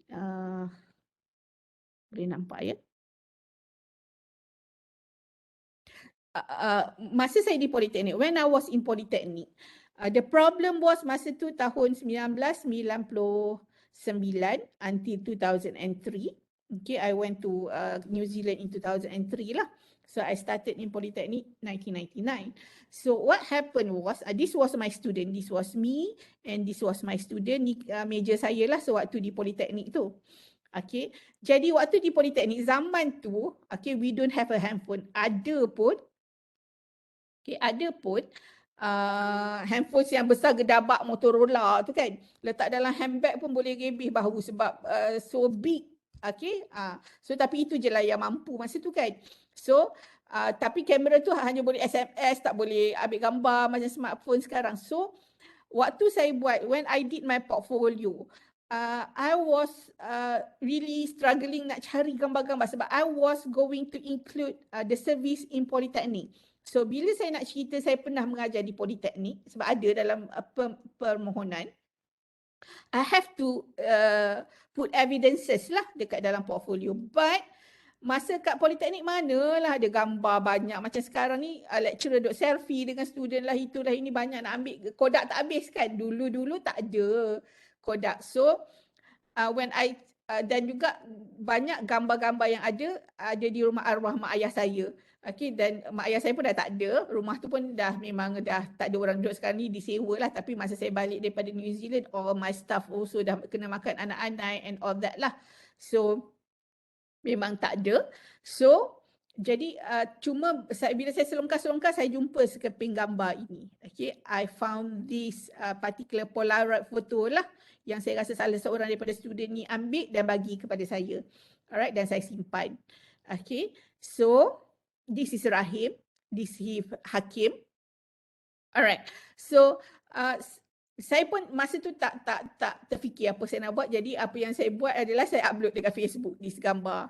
Okay, saya letak caption something like saya perlukan saya jumpa gambar ni lah. Dan fortunately all these students are my Facebook friends. Okay, jadi saya upload ini dekat Facebook. And then nampak muda lagi masa tu, muda terang-tantang lagi masa tu. And then saya upload, and then what happened was mereka pun tengok gambar ini dan mereka komen.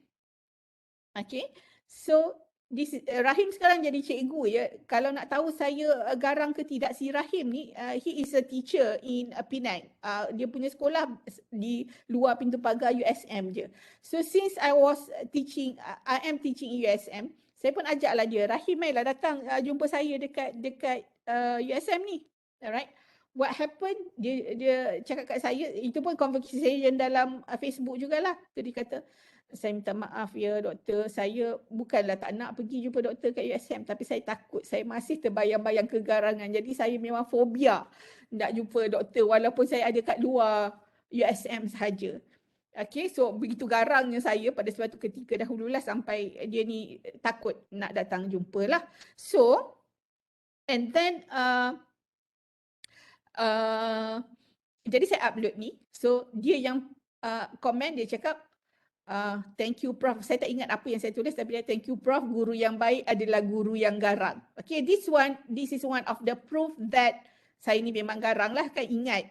Okay, sampai 4 orang like tu. Lepas tu Dr. Aisyah cakap takut dengar. Okay, and then AD was one of my student as well. Gambar saya tak ada ke Prof? Okay. So Badrul Daud was my lecturer dulu ya. So dia kata ingatkan saya saja je yang garangnya, rupanya menurun, dia kata. Okay. So ini membuktikan bahawa saya memang follow my lecturer lah yang garang-garang belaka ni. Okay. And then Hafizatul Sarah also was my student. Dia kata memang Dr. Azidah ni memang garang, takut saya, dia kata. Alright. And then Hakim, this is Hakim. Pasal puan garang kami jadi cemerlang. Okay, semua duk cerita pasal garang-garang je ya. And then Suhaila pun also my student. Masih terbayang-bayang artwork yang dikoyak, nostalgia tu. Okay, so this was the only evidence yang saya boleh letak menunjukkan kegarangan saya. Okay, dalam my portfolio. So I screenshot and I letak dalam my portfolio. Alright, so that this is the evidence. Okay, evidence must tidaklah seharusnya, memanglah kita biasa letak evidence kita, that is our sijil, that is, whatever recognition yang kita dapat. But this can be also included in your portfolio as evidence. You boleh screenshot dekat dalam you punya Facebook. Alright, and masukkan dalam you punya portfolio, your conversation with your students. Alright, so this is the bukti yang you boleh letak. So not necessarily bukti yang sangat formal, okay?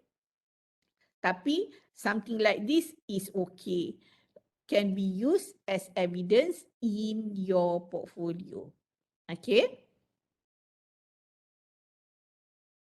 Sekejap, tengok ada message tak? Okay, Dr. Noliza kata, in order to be kind, we have to be cruel. Ya, betul. Kadang-kadang kena cruel jugalah. Alright, okay, yes, self-reflection. Okay, alright. So, ini salah satu cara ya bagaimana untuk add evidences in your portfolio. Jadi writing is important. So if people ask me, portfolio ni sama tak dengan resume? It is beyond resume. Okay, it is beyond resume, and then you assemble in order to demonstrate what you have the appropriate prior experiential learning to earn whatever lah. Okay. Dan kena ingat portfolio must be just more than just collection. Okay, ada orang collect. Okay, dia just collect and submit. For example, for AAN. Tak semestinya. Saya rasa di UM pun you ada something like our anugerah pendidik sanjungan, sebab saya ingat saya pernah evaluate a few years back lah. Okay, so saya pernah juga evaluate, saya ingat portfolio in UM. So, jadi ada yang letak collection sahaja. Alright, so you need to go beyond that. Saya sebenarnya dah banyak menilai portfolio UUM, UPSI, IIUM, ada banyak lagi lah, tak ingat dah. So meaning that, don't just collect. You must collect and reflect. Okay, collect and reflect. Alright, so it is also your learning record.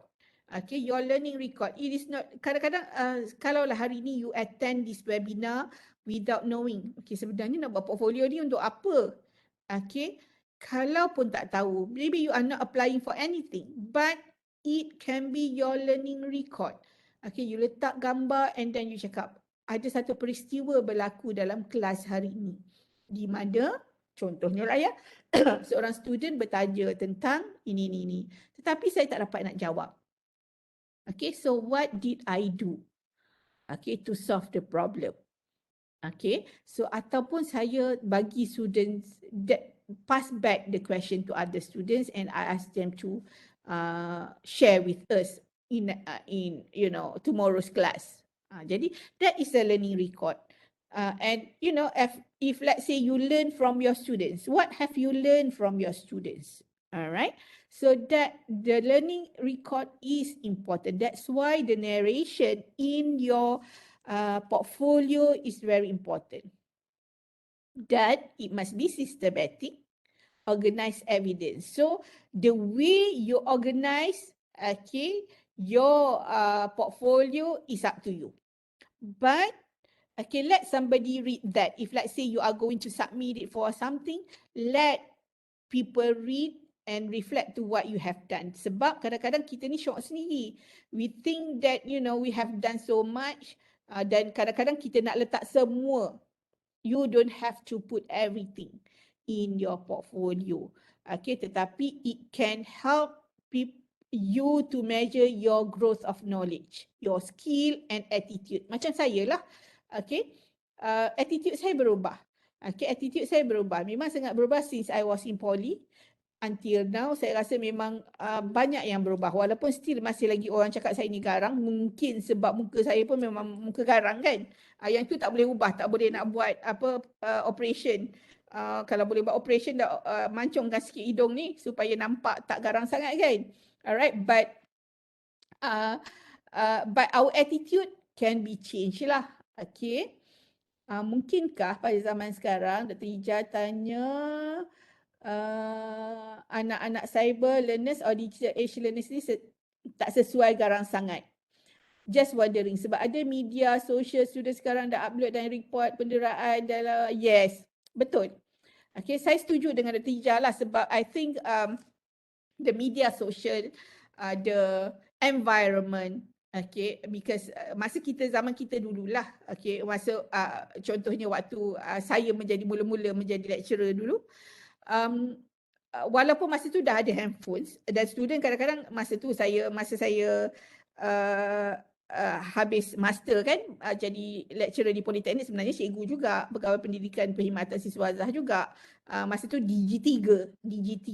So gaji 1131 macam itulah, something like that. 1,000 je gajinya lebih kurang.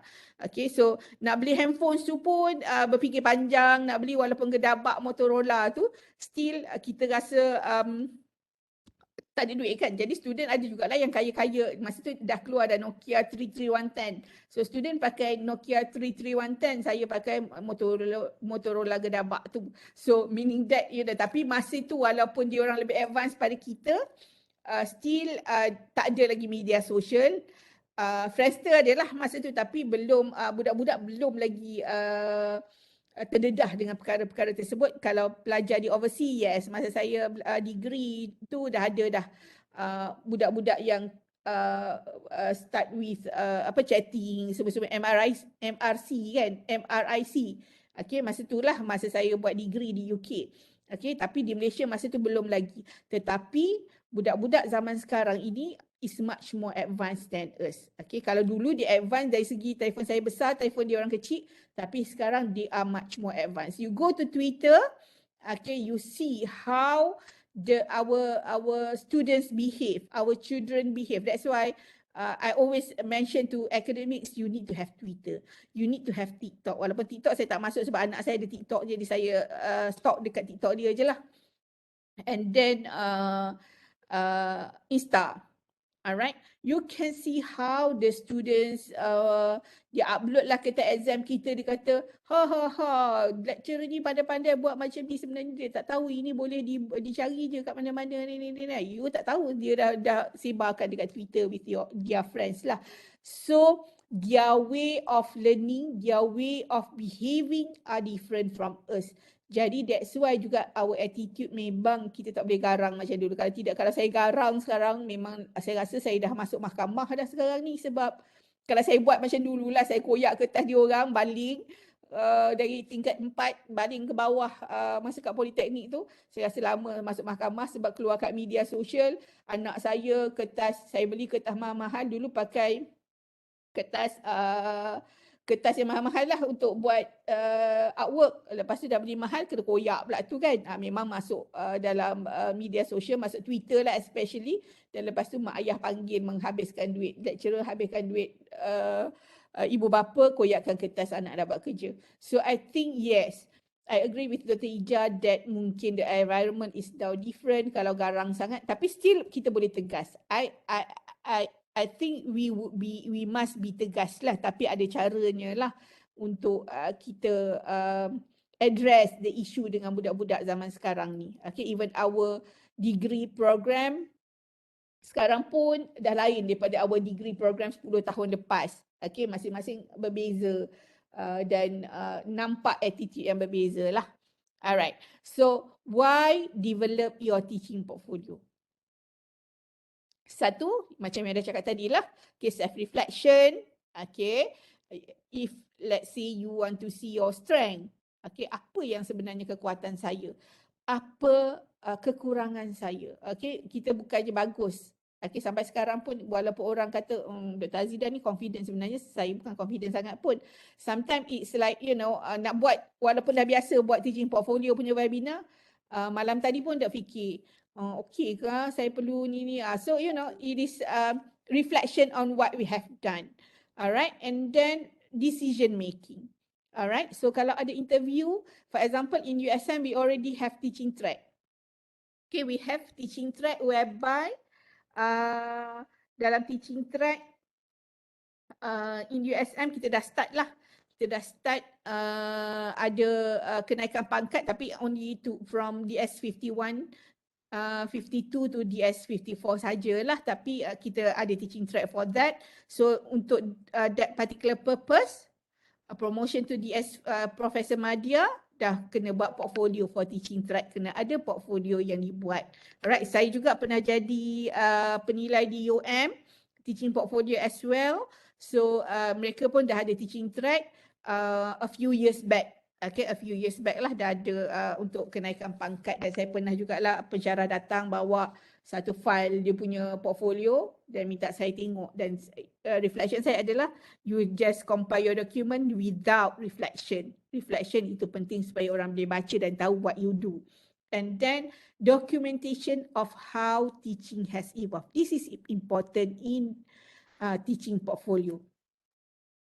Contohnya ya, dulu saya mengajar di Politeknik, saya mengajar macam mana? Sekarang di now in USM, what I do. So, okay, how my teaching has evolved. Jadi, saya kena cerita step by step. Okay, step by step of how my teaching has evolved. Dulu saya makcik garang. Sekarang I'm still tegas but not garang. So, how I did that. Alright. So, yang ini penting dimasukkan. It is very important that we include this in our portfolio. And then, to serve as a tangible artifacts that can remind us at any time of excellence of our professional practice. So kadang-kadang kalau orang bekerja arkeologi ke, dia ada artifak yang nampak nyata, tetapi our portfolio is a tangible artifact yang kita boleh tengok dan kita boleh reflect balik. Kita cakap, oh dulu 10 years ago I was like this.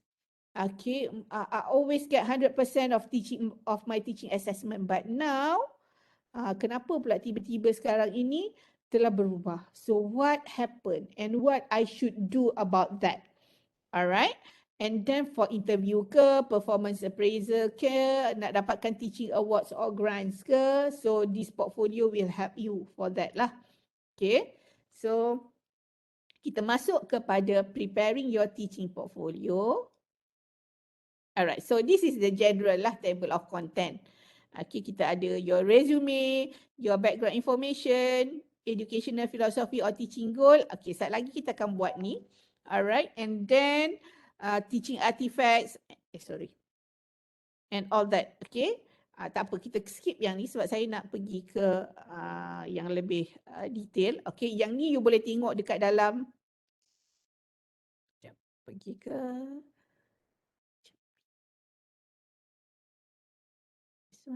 this one. Okay, so yang ini ada dekat dalam slide ni lah ya, jadi you boleh refer nanti, tengok je dalam slide itu, you boleh refer and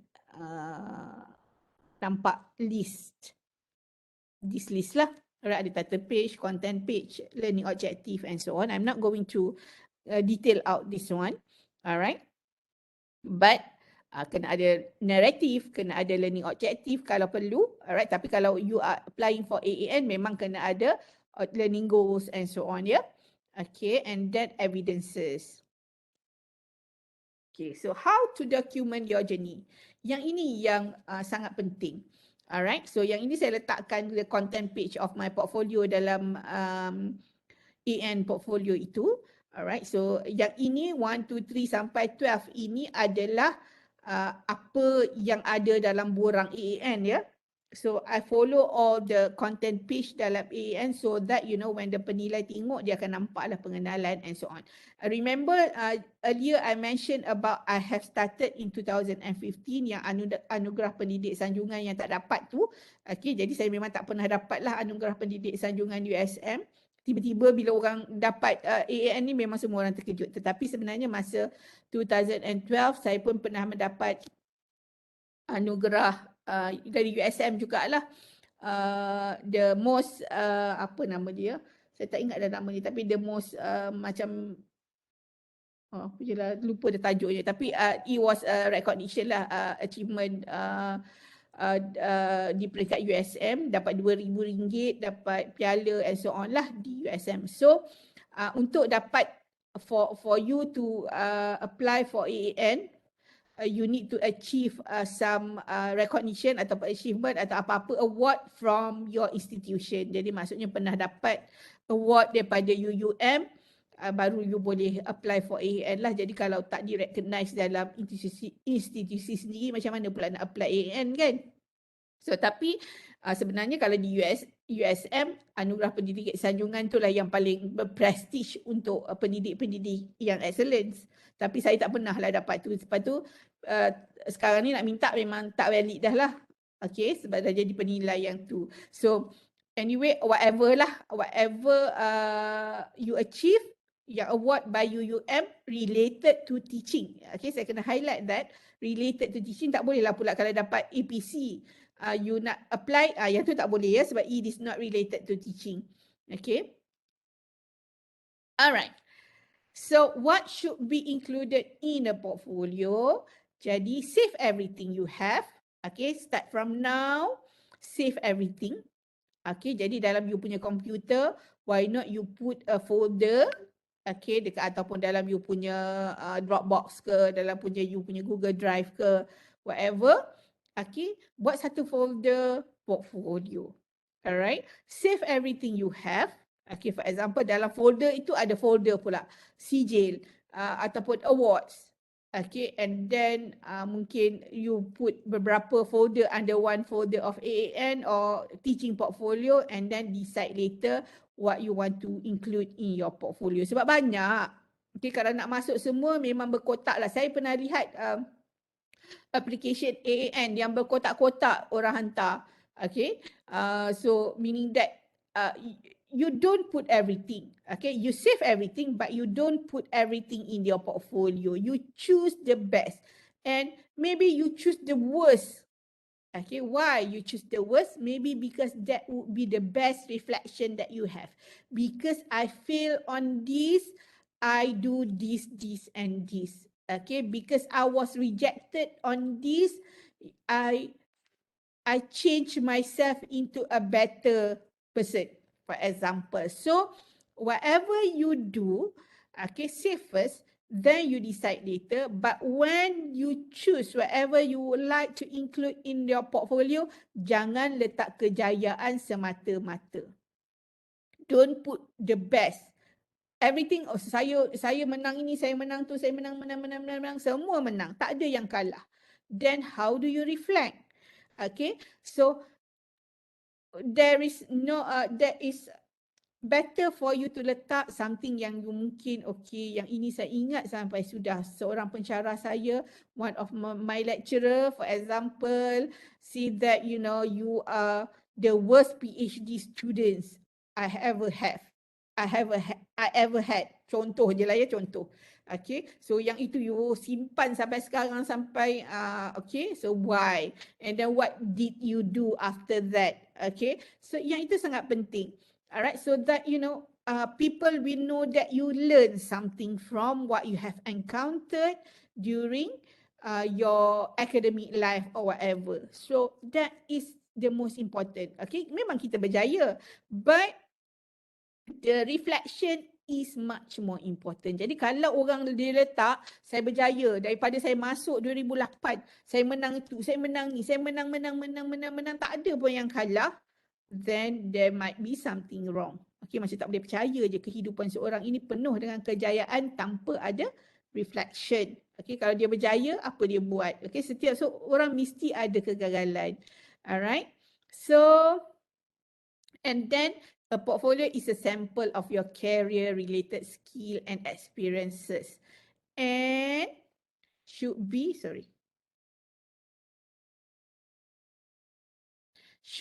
presented in your own creative style. That's why there is not one perfect way to do a portfolio.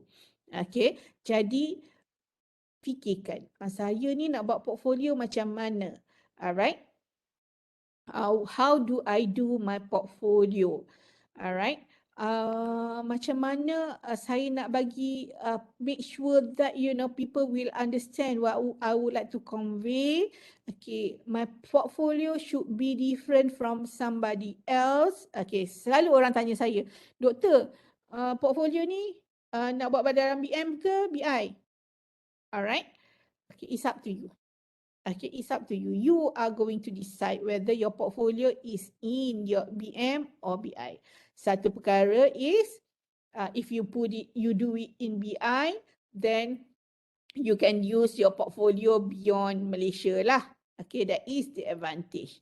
Okay, my portfolio is in BM.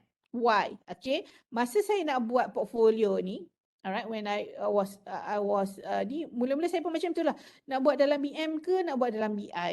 And then bila saya tengok borang AAN, it was in BM lah kan, kerajaan biasanya dibuat dalam BM. Alright, then saya punya website ini, yang ini dah lama saya beli domain ni, I think so many years lah, masa zaman PPG dulu pun dah ada lah this one. So what happened, memang website ini saya buat dalam bahasa Melayu. Why? Sebab I was focusing on the PPG student. Okay, PPG student ni cikgu-cikgu yang cikgu-cikgu sekolah rendah yang tak ada degree, yang nak didegreekan, dah berjaya pun dapat degree lah kan. So dia English tak begitu tinggi lah. Okay. So I thought, okay, kalau saya buat dalam bahasa Inggeris, saya nak mengajar educational technology, teknologi pendidikan for teachers, for teachers who has no degree. So saya focusing on content pun dalam bahasa Melayu. Then that's why I choose to do my portfolio dalam bahasa Melayu sebab saya nak reflect kepada how I approach educational technology for teachers. Okay, jadi saya beranggap saya nak fokus kepada guru di Malaysia. That is my justification why my portfolio for AAN is in Malay lah. Tapi adalah juga saya ambil apa orang kata quotation yang dari bahasa Inggeris. Okay, it's your portfolio. So suka hatilah sebenarnya you nak letak dalam bahasa apa kan. Tak boleh nak cakap salah pula kan. Alright. Okay, so yang ini yang cerita saya pasal garang dan sebagainya saya masukkan ya ke dalam saya punya portfolio inilah. Okay. So anda boleh pilih lah sama ada anda nak apa orang kata portfolio in BI or BM. If you are teaching TESOL for example, takkanlah nak buat dalam bahasa Inggeris kan, dalam bahasa Melayu kan, kenalah buat dalam bahasa Inggeris. Tapi if you have justification kenapa nak buat, then yelah, terpulanglah kalau you mengajar TESOL tapi you buat dalam bahasa Inggeris, dalam bahasa Melayu. So you might have some justification for that. So saya rasa tak ada masalah pun. Okay. Alright. So these are the dan dalam you punya portfolio. Okay. Okay. So in your portfolio, you need to describe your major strength. Okay, masuk-masuk tak payahlah cerita terus tentang kegagalan whatever. Tapi kalau you nak cerita is okay, but first thing you need to highlight what are your major strength. Okay, and your teaching achievements. Saya tengok Dr. Ija dekat Facebook dia tulis dia dah masuk pergi masuk crypto, dah buat crypto and so on lah. Okay, bitcoins, whatever. Alright, so mungkin you nak masuk tu. Saya adalah seorang, I think for me, I will describe Dr. Ija as her strength is she try to explore everything. Okay, I am a person who like to explore so many things. Okay, beyond my expertise and so on. Okay, so maybe you would like to highlight that first in your portfolio. Okay, so itulah stalker kan Dr. Ija. So stalker dia tengok tapi dia tak komen. Okay, so and then what are your teaching achievement? Okay, so maybe lepas ni Dr. Ija akan share dengan student dia pula. Okay, how do you do this? Okay, based on our class. Okay, mungkin tak suruh budak masuk bitcoins ke whatever, but how this can be manipulated to be able to be used in our class. Contohnya lah sebab dah ada experience dalam tu kan. So you need to actually describe. People won't know you if you don't describe your strength and your teaching achievement. But saya kata tadi, the achievement might not be a sijil or whatever lah. Okay, tetapi it is your reflection on your biggest achievement yang you boleh ingat sampai bila-bila. Okay, dan juga mungkin you boleh, sebab it is in a variety of setting. Salah satunya informal punya achievement. But you might want to actually highlight your achievement yang nampak, okay, yang ada bukti sijil, surat lantikan and so on lah, okay. Alright, so mungkin you boleh cakap, okay, I am a innovative teacher, I am a very supportive teacher, although I am quite, I'm not, I'm a little introvert, for example. Kan kadang-kadang kita punya lecturer dia pendiam, tapi pelajar suka sebab although dia tak cakap banyak tetapi he or she can inspire people, the students tanpa disedari. So how do you do that? Alright, so these you kena cakap, kena beritahu orang, ataupun kalau tak tahu jugalah, kalau tak mengenali diri sendiri, if you don't know what is your personal strength, tanyalah your husband ke, tanya your wife ke, tanya your colleague, office bilik sebelah, kawan-kawannya sama-sama fakulti, for example, sama-sama school. So ask them, okay, you rasa lah saya ni sebenarnya orang yang macam mana? Apa strength saya yang you nampak? Okay, saya sewaktu saya tanya ya pada kawan-kawan rapat saya ada kawan-kawan yang rapat di USM ni. Saya tanya dia, hari tu saya diminta buat, saya diminta buat saya punya ni lah. Ni benda Allah ni mana tadi? Hilang pula.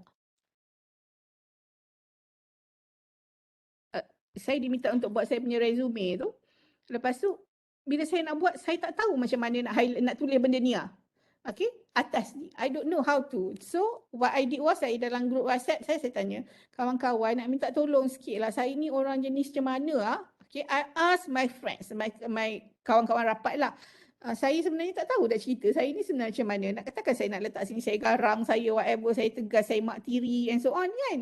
So, then kawan-kawan saya cakap, aku tengoklah kau ni seorang yang berwawasan. Saya duduk fikir pula, ya ke saya ni berwawasan? Saya rasa saya main langgar je semua. Okay, so itu orang nampak. Okay, what people think of us, but kita pula rasa macam lain kan. But maybe it is true. Okay, so ask your friend, ask your kawan rapat or whatever lah untuk membantu kita dalam mengenali diri sendiri.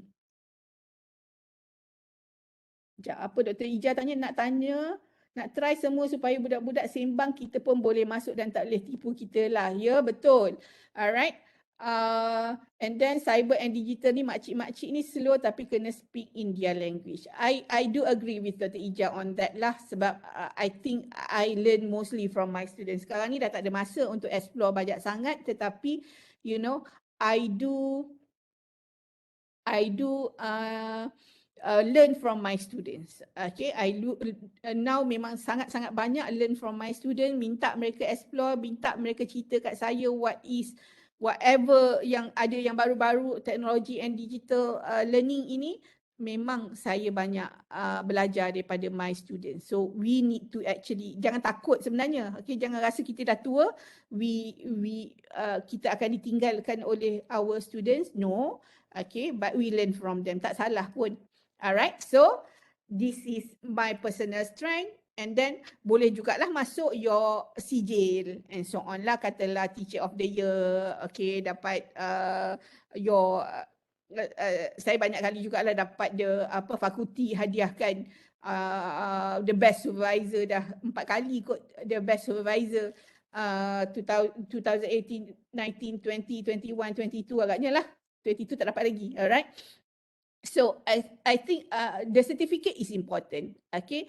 Contohnya bila you dah graduate many PhD students, for example, kenapa you jadi pilihan? For your information now, I have 19 lah. Lepas tu ada lagi yang belum mendaftar, almost 20 PhD student. Dia memang dah terkeluar daripada MQA ni. MQA tahu memang kena ni. Tetapi sometimes you know, sekarang ni ramai pelajar dari China. Okay, China tu tak boleh pilih lah, tiba-tiba muncul entah dari awan mana entah kan. But I do pilih my students, okay, my PhD student, and then bila people tengok kejayaan, contohnya I have a few GOT, okay, GOT student, graduate on time PhD students lah. So people will tertanya-tanya macam mana you dapat make the students graduate on time. Ada seorang student saya baru Viva a few weeks ago. Okay, she did her PhD only 2 years with me. Sebab pada first year dia dengan supervisor lain dan dia tak boleh move. Masa first year dia kata you know, dia ada masalah dengan that particular supervisor. So after 2 years dia minta tukar dan dapat saya. Then sebab dia HLP. So the 2 years dia pulut. Alright. Dia pulut dan akhirnya berjayalah submit sebelum dia kembali bertugas pada last year, and then Viva kemudian dapat minor correction dan dia pun dah hantar last week dia punya correction pada saya untuk saya review. So I think you know as a supervisor, that is also a kejayaan yang kita tak perlu yang kita perlu highlightkan dalam kita punya portfolio. Alright, supervision is not easy. Supervision is not something that everybody sebab we are dealing with our postgrad student, mereka pun ada masalah tersendiri, kadang-kadang datang minta maaf lah doktor, saya ada masalah keluarga and whatever kan. So kita tak faham sebab we were doing PhD as well. Alright, tetapi macam mana kita nak cater, dan if the students got GOT HLP ni, walaupun dia orang they have the scholarship, they have to finish their PhD in 3 years, tetapi memang susah jugalah nak dapat yang betul-betul finish on time, on the dot for 3 years, masuk. Last year I got one HLP also. Okay, dia sepatutnya masuk bekerja on September, tetapi bulan 5 dia dah submit. Okay, bulan 5 dia dah submit, then after that masa dia nak masuk balik bulan September tu, sebenarnya dia dah viva, dah settle everything. Okay, dengan senang hati masuk dengan doktor. Alright, so that is kejayaan yang I rasa mungkin sukar dicapai. It is very hard for a lecturer, a supervisor to get that. So that need to be included. Alright, and I got so many sijil lah of yang tentang the best supervisor of the year and so on. Alright, ada beberapa sijil, so that need to be included in your portfolio. Jadi kalau you dapat macam tu, macam every year you got the best supervisor 2019, 2020, 21, 22, you boleh letak, you boleh design your portfolio page supaya tak adalah perlu you letak beberapa page of the sijil kan, page 1, page 2, page 3 as evidences. You boleh design so that it will be in one page only. Jadi tak banyak sangatlah mengambil muka surat, so that people will know that you have achieved that particular ni lah achievement. Okay, my critical friend tu, insyaAllah saya menengok saja. Alright, and then, okay, so, sekejap Okay, so these are some of my recognition yang dah ada. I just pilih letak dekat dalam ni. Alright, mana yang saya rasa perlu di-highlight dan sebagainya lah. Jadi sebenarnya ada banyak tapi tak muat dan nak masuk, biarkan sajalah. Alright, so yang ini the most innovative content ni, okay, yang saya dapat. Alright, so yang ni masa zaman PhD dapat Research Award. Okay, yang ni Learns Impact Award, okay, di Melbourne. Okay, Gold Award. Alright, so selected only recognition. Okay, and then in your portfolio, you need to present selected information on teaching activities and evidences of teaching effectiveness. Okay, how do you provide teaching effectiveness? Okay, evidence tu sebenarnya from your students' feedback. Okay, yang ni sebab saya dah guna Padlet. I have been using Padlet for so many years lah. Zaman orang tak guna Padlet lagi, saya dah guna. So, I have so many Padlet. Kalau tengok Padlet saya memang pening beratus. Okay, I subscribe to Padlet. Mula-mula dulu, masa dia start bayar, I have 100 something. Tapi dulu I recycle. Then I said, okay, sebab saya guna, so I just subscribe around apa orang kata? 100 something lah per year. So sebab saya guna, don't worry. So gambar-gambar yang sebegini, you need to present to your audience. Okay, dapat hadiah ke, dapat sijil ke. Kalau ada orang ambil gambar you all dari belakang, so simpan. Alright, simpan so that is the evidences yang you dapat. Okay, dan kalau boleh gambar-gambar yang ada di special places. Okay, kalau kat USM tu saya tak ambil dah lah, tapi kalau di special places ada letak di kementerian mana, yang ni dekat Wrexham and so on. So please do apa orang kata, keep that. Alright, maksudnya you are not only a teacher in your class, but you go beyond your own institution. And if it is beyond Malaysia, lagi bagus. Okay, macam yang saya tunjuk gambar saya di bersama supervisor tadi, it was in New Zealand dan saya bagi talk in New Zealand. Alright, teaching activities, and then documentation in context. Alright, it consists of organized narrative followed by an appendix of supporting materials. Jadi Sebab kalau kita tengok tadi, I share with you all my content page. So, kena buat documentation ini in context. Jangan berterabur, meaning that sekejap nak letak itu, sekejap nak letak ini. Whatever evidences yang you letak, whatever evidences that you include in your portfolio must consist of organized narrative. Okay, kena cerita. Okay, don't forget to cerita. Memang sometimes people cakap, Dr. Azida, masalah dia saya ni orang engineering, I am doing pure science, nak bercerita ni lah satu masalah yang sangat besar. Alright, start small first, ceritalah sikit, okay, gambar ni tentang apa, okay, contohnya macam tadi kan.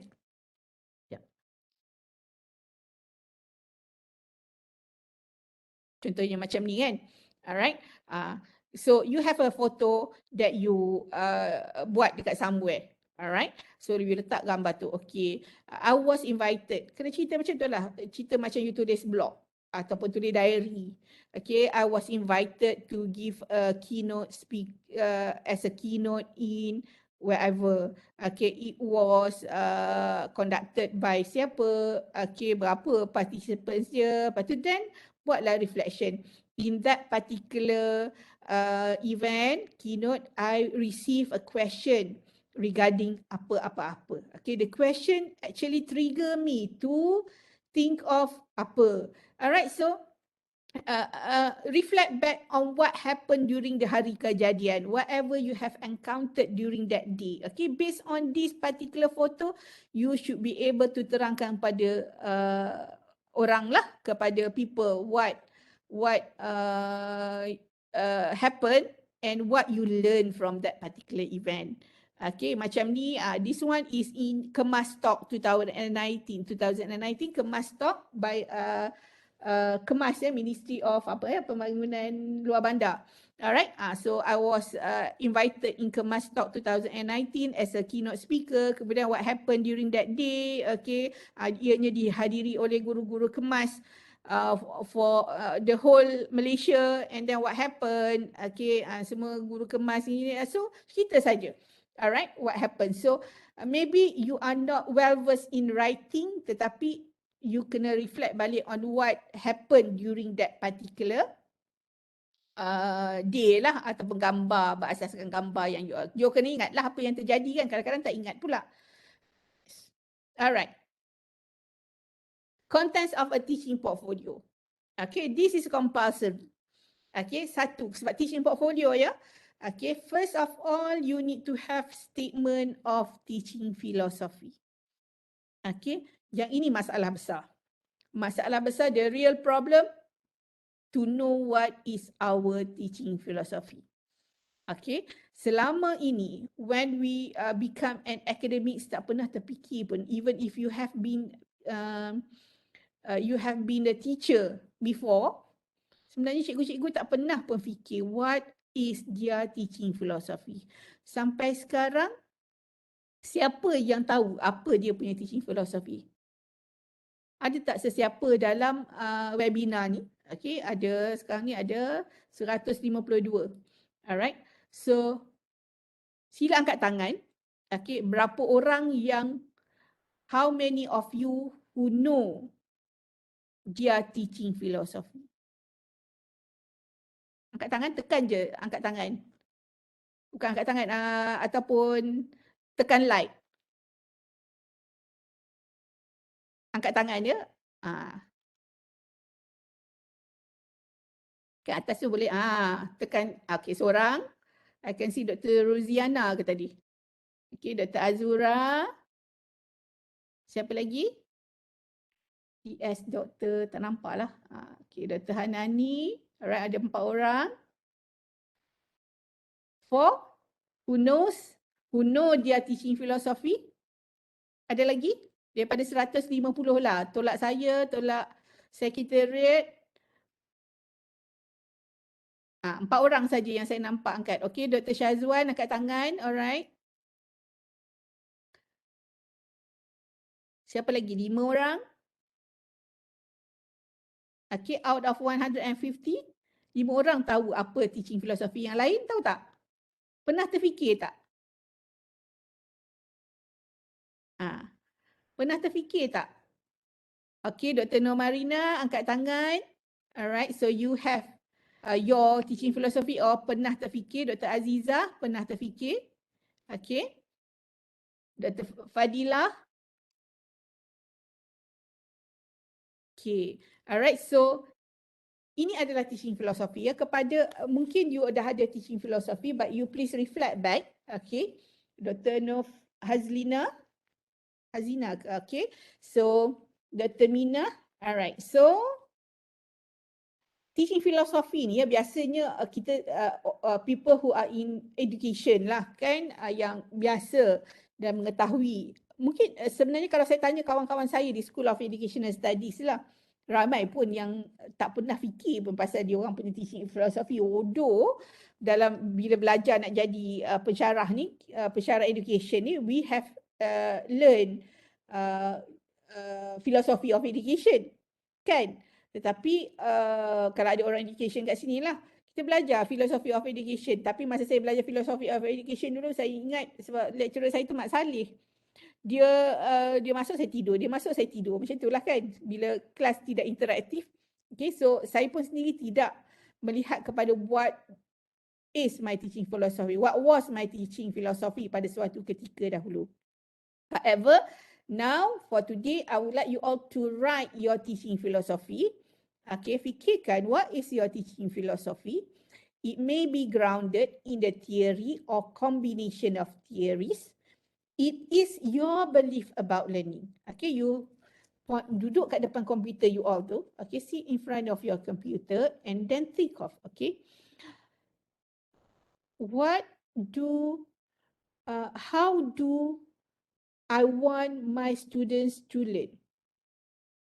Okay, how do they learn in my class? Okay, so that is your belief about learning lah. Ataupun reflect to yourself. Macam mana saya belajar sebenarnya?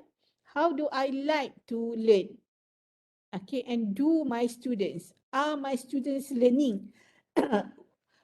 How do my students learn when, you know, they are in my class? So your belief about learning. And then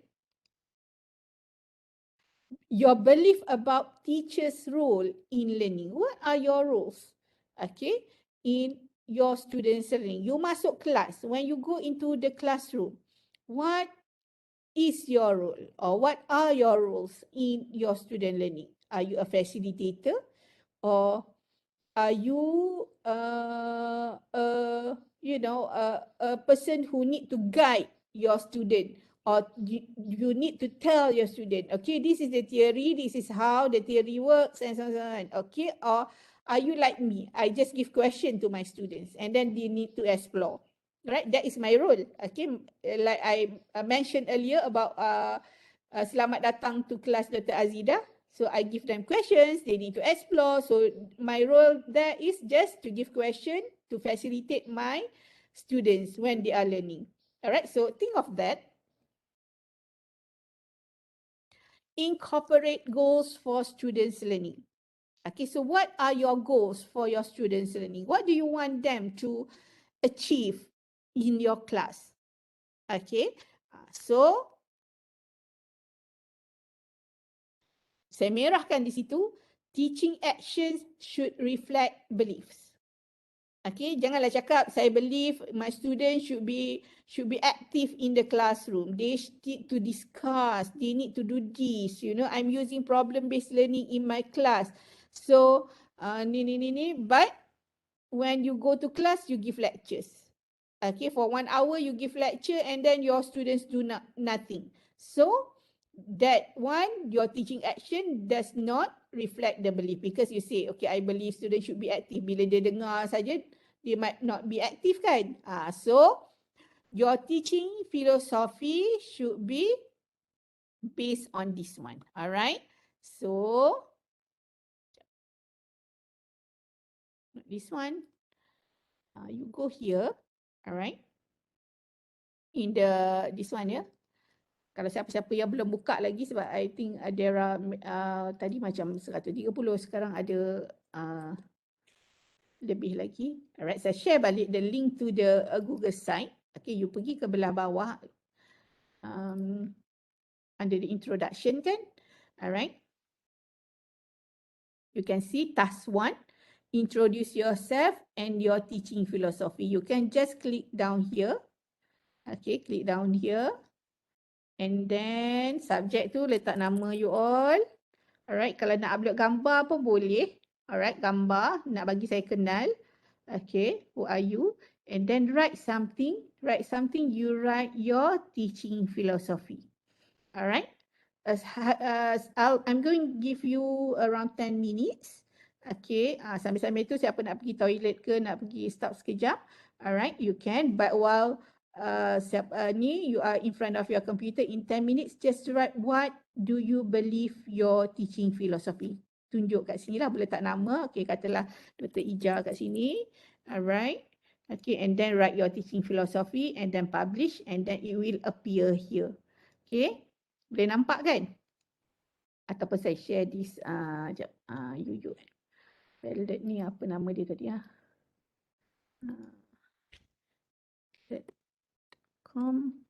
ataupun saya share the Padlet. Terus ni Padlet saya ni yang banyak.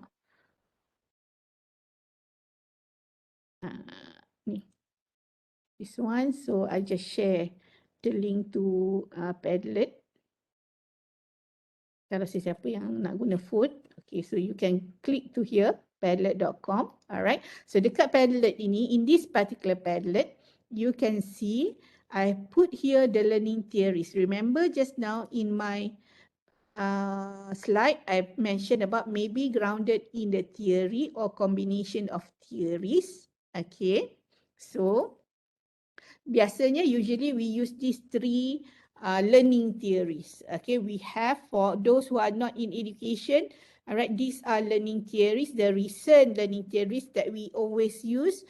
The learning theories always focus on students' learning, okay, individual learning about students' learning. So we have behaviorists, we have cognitivists, we have constructivists, and we have connectivists.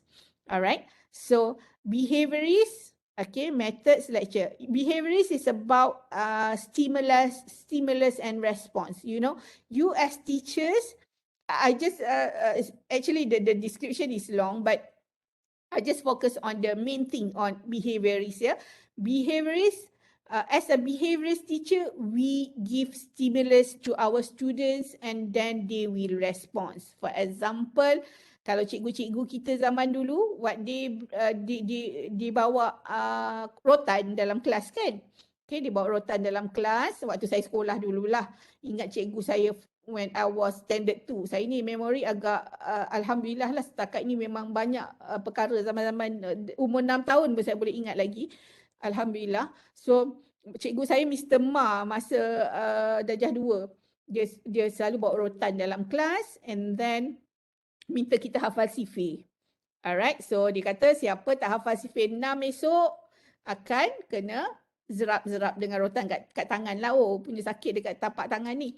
So, jadi Mr. Ma, he brought a rotan dalam kelas and then my response is takut esok nak kena rotan, so I balik rumah, I memorize the sifir 6.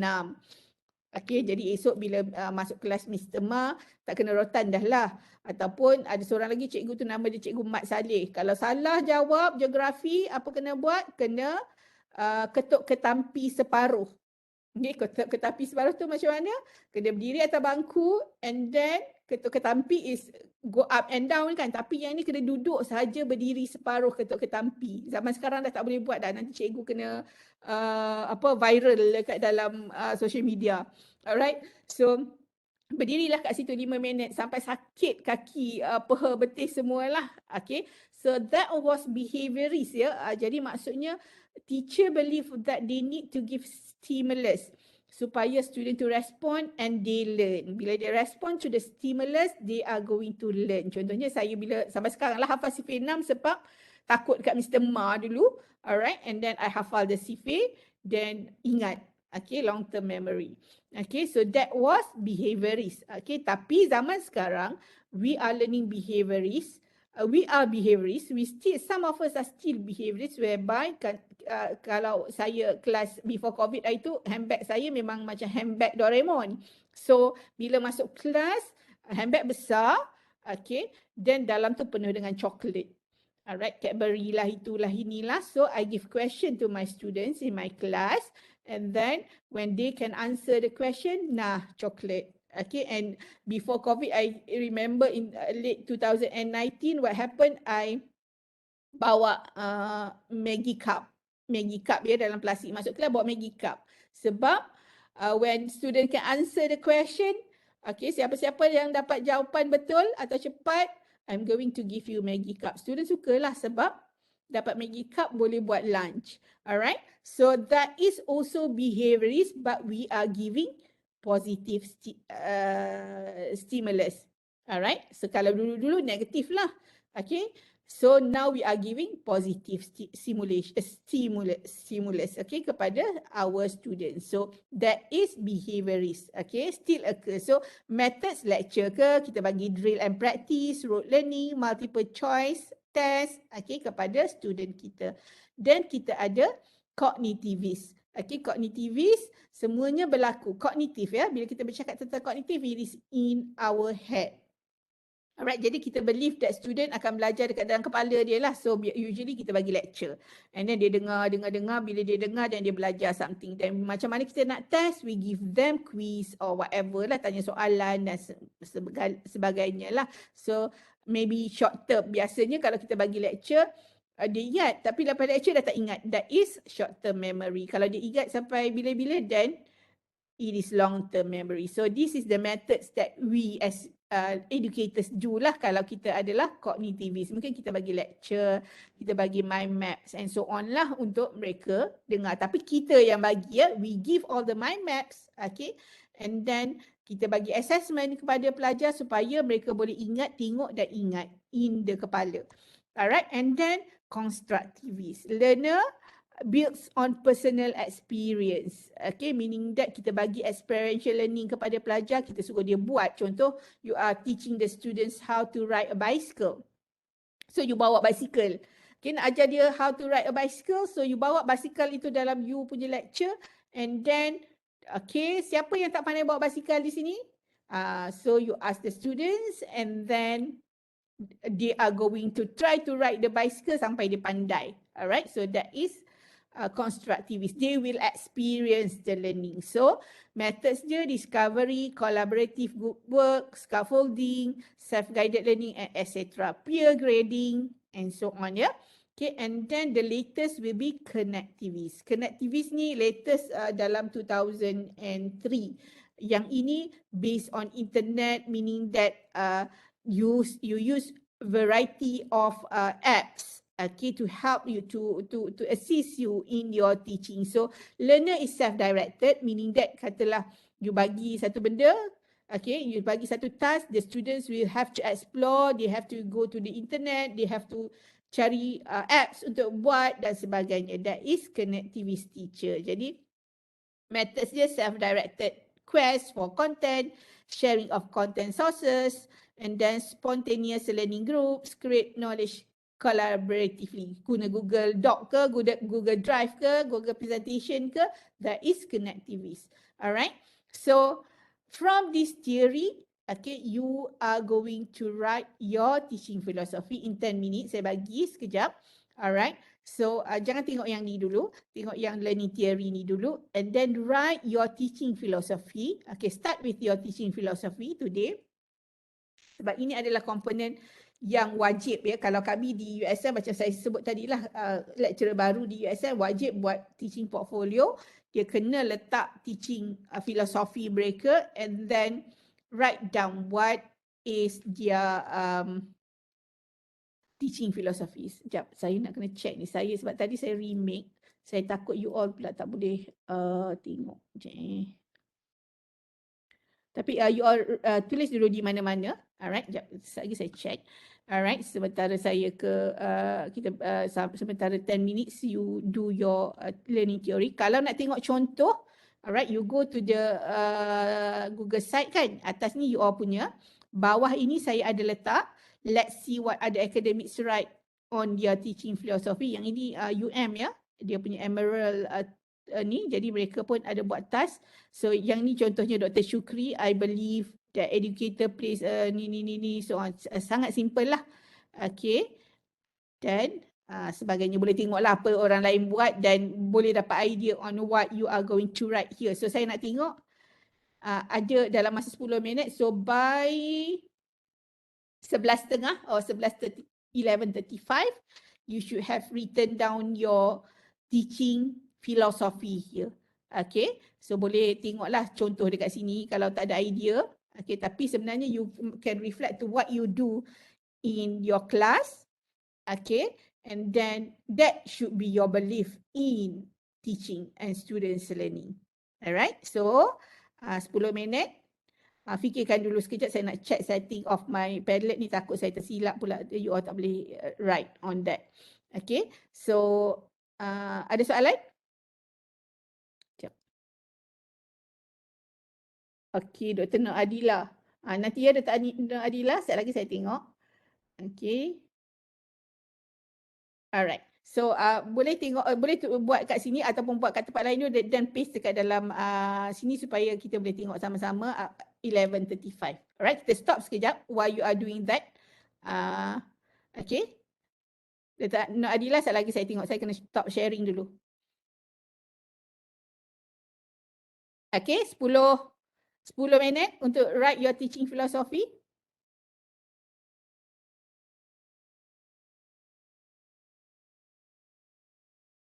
Siapa nak pergi toilet ke whatever, boleh pergi dululah. While you are writing, sambil tu boleh fikir your teaching philosophy.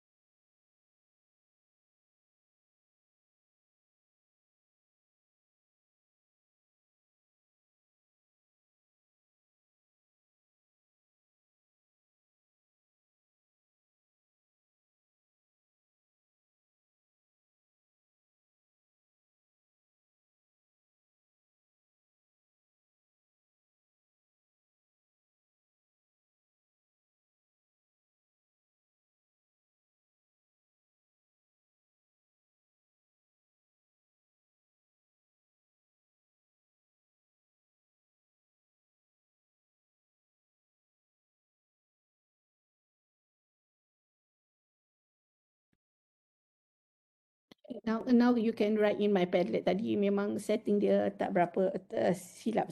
Now you can write. I have changed the setting.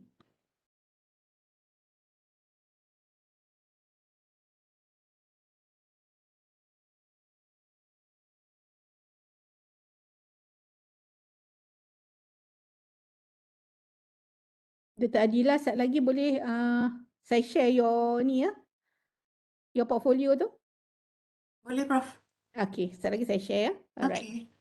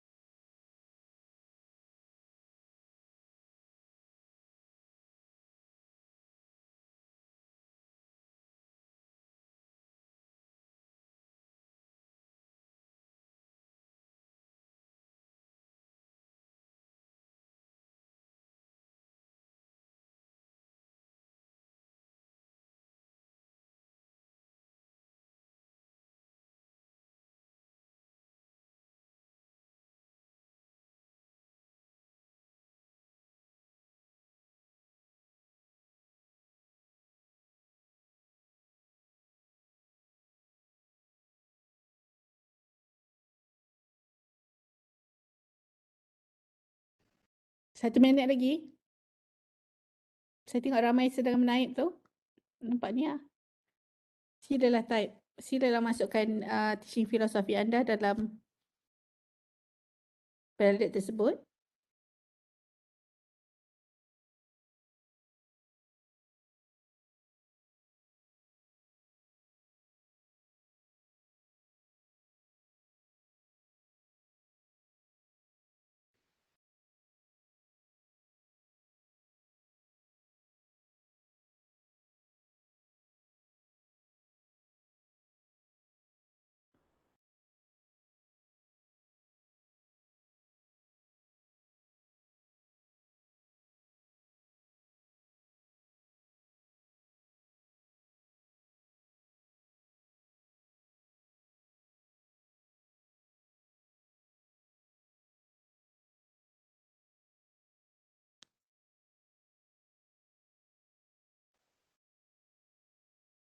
Susah juga kan nak fikir tentang teaching filosofi ni.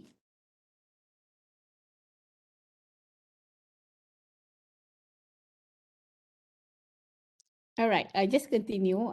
Dr.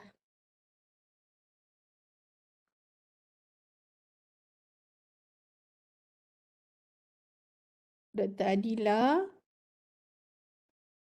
Okay, Dr. Adila was asking me to tengok dia punya teaching philosophy. Okay, teaching and learning philosophy. So you have UUM has e-portfolio. Yang ni guna apa je? Macam guna Mahara juga ni. Looks like Mahara. Okay, so first, mari kita sama-sama tengok while others jangan tak letak pula your punya teaching philosophy ni, kita sama-sama nak tengok ya. We are looking at your teaching philosophy. Alright. Thank you Dr. Hanani for putting yours there. Alright. Okay, so Dr. Adila punya, I believe that a lecture or a teacher should make a class a safe place for students, right? When they are free to share and contribute their ideas and thoughts and are given the opportunity to defend their ideas and then thoughts. This can help to build the students' confidence and give them a sense of belonging in the class and community that they say is as important as anybody else. Okay. Satu perkara yang saya tengok di sini adalah Dr. Adila's teaching philosophy. She is providing an active learning class in her class. Alright, it is a safe place, satu. Okay, tetapi ianya adalah satu tempat yang aktif lah, whereby students, sebab ianya safe, meaning that safe class is not necessarily physical class. Okay, it can be also online class whereby orang lain tak boleh tengok. They are comfortable in sharing their ideas. I like this, okay, meaning that it is active and collaborative. Okay, meaning that they can collaborate, they can be active, and they can collaboratively learn with each other, with their peers. Alright, and then I like the word sense of belonging. Alright, sense of belonging in terms of meaning that when they have this sense of belonging to their class, they will be able to convey what their ideas. They will be able to collaborate, tak rasa segan, tak rasa reluctant to share whatever their ideas with their teachers, their lecturers and friends. Okay, and then yes, everyone contributes as a teacher, student and a teacher. So learning from each other. All right, learning is a lifelong learning.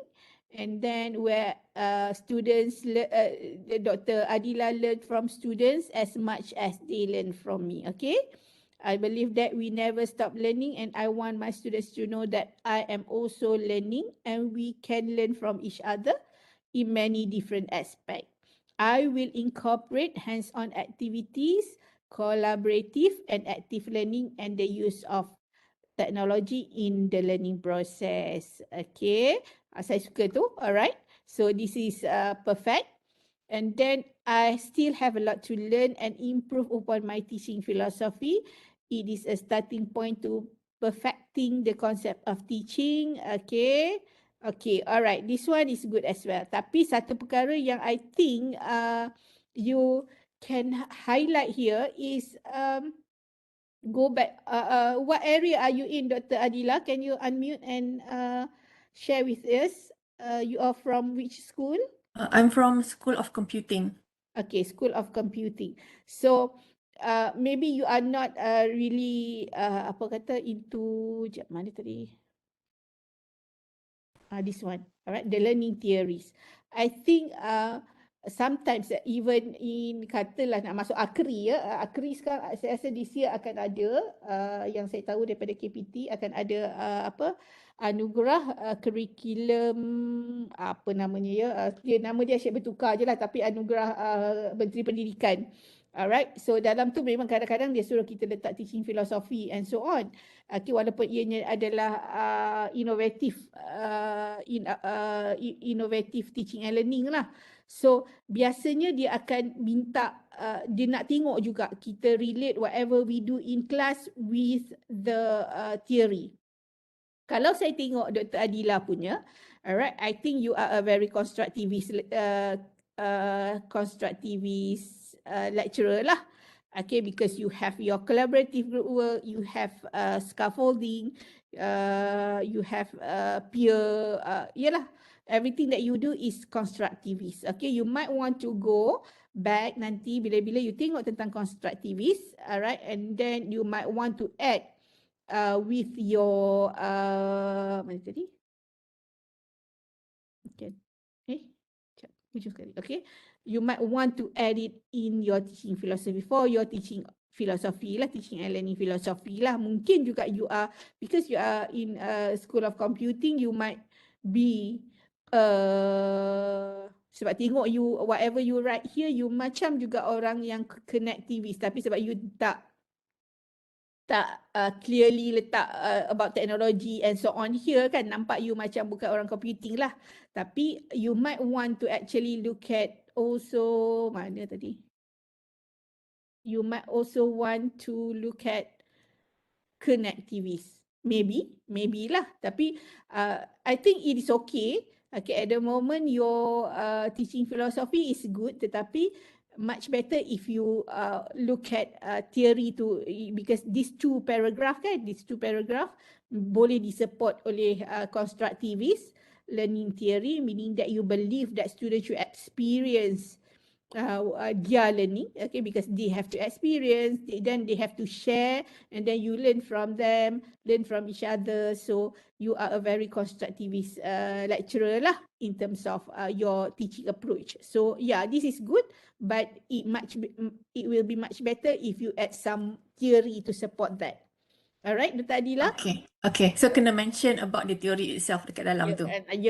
Kalau boleh you letak lah. Sometimes people who are not in education, dia tak letak. Tapi saya rasa kalau you letak is much better. You go in depth on the constructivist, tengok apa dia tulis semua-semua and reflect on what you mention here lah. Jadi nampaklah you go beyond your expertise and then learn about the learning theory lah.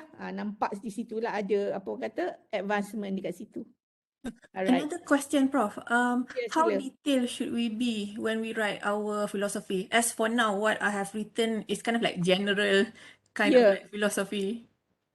Kalau dalam my portfolio ya, dalam my portfolio ni by teaching philosophy ada 2 page. Okay, tetapi I think it can grow lah, meaning that you know sekarang ini you letak dekat sini. Okay, sekarang ni you letak your one macam ni. Biasanya biasanya orang mula-mula tulis teaching philosophy dia akan buat secara general macam ni. But you know when people read this, okay, kalau you put this in your portfolio, this is your first page kan? You ada page lain ke Dr. Adila? Page lain tu mengajar subjek apa, dia ada details je. Okay. So meaning that, okay, you mengajar di sini kalau you letak macam ni, tapi bila people go to your teaching portfolio, the further pages lah kan in your teaching portfolio, dia akan boleh tengok bahawasanya dalam course yang you ajar itu ada tak you buat ni, the teaching action. Alright, jadi kalau saya tengok ni, kalau macam you just put this in your portfolio, saya akan go to the next page and saya nak tengok you betul-betul ke apply ni lah dalam you punya teaching plan, your teaching, your class activities. Saya nak tengok gambar sekarang ni kan, you tengok ada gambar you kat sini, alright, you duduk kat sini, they are doing something kan. Okay, so yang ini memang nampak lah you are doing that. So to what extent, mungkin you boleh bagi contoh what you do.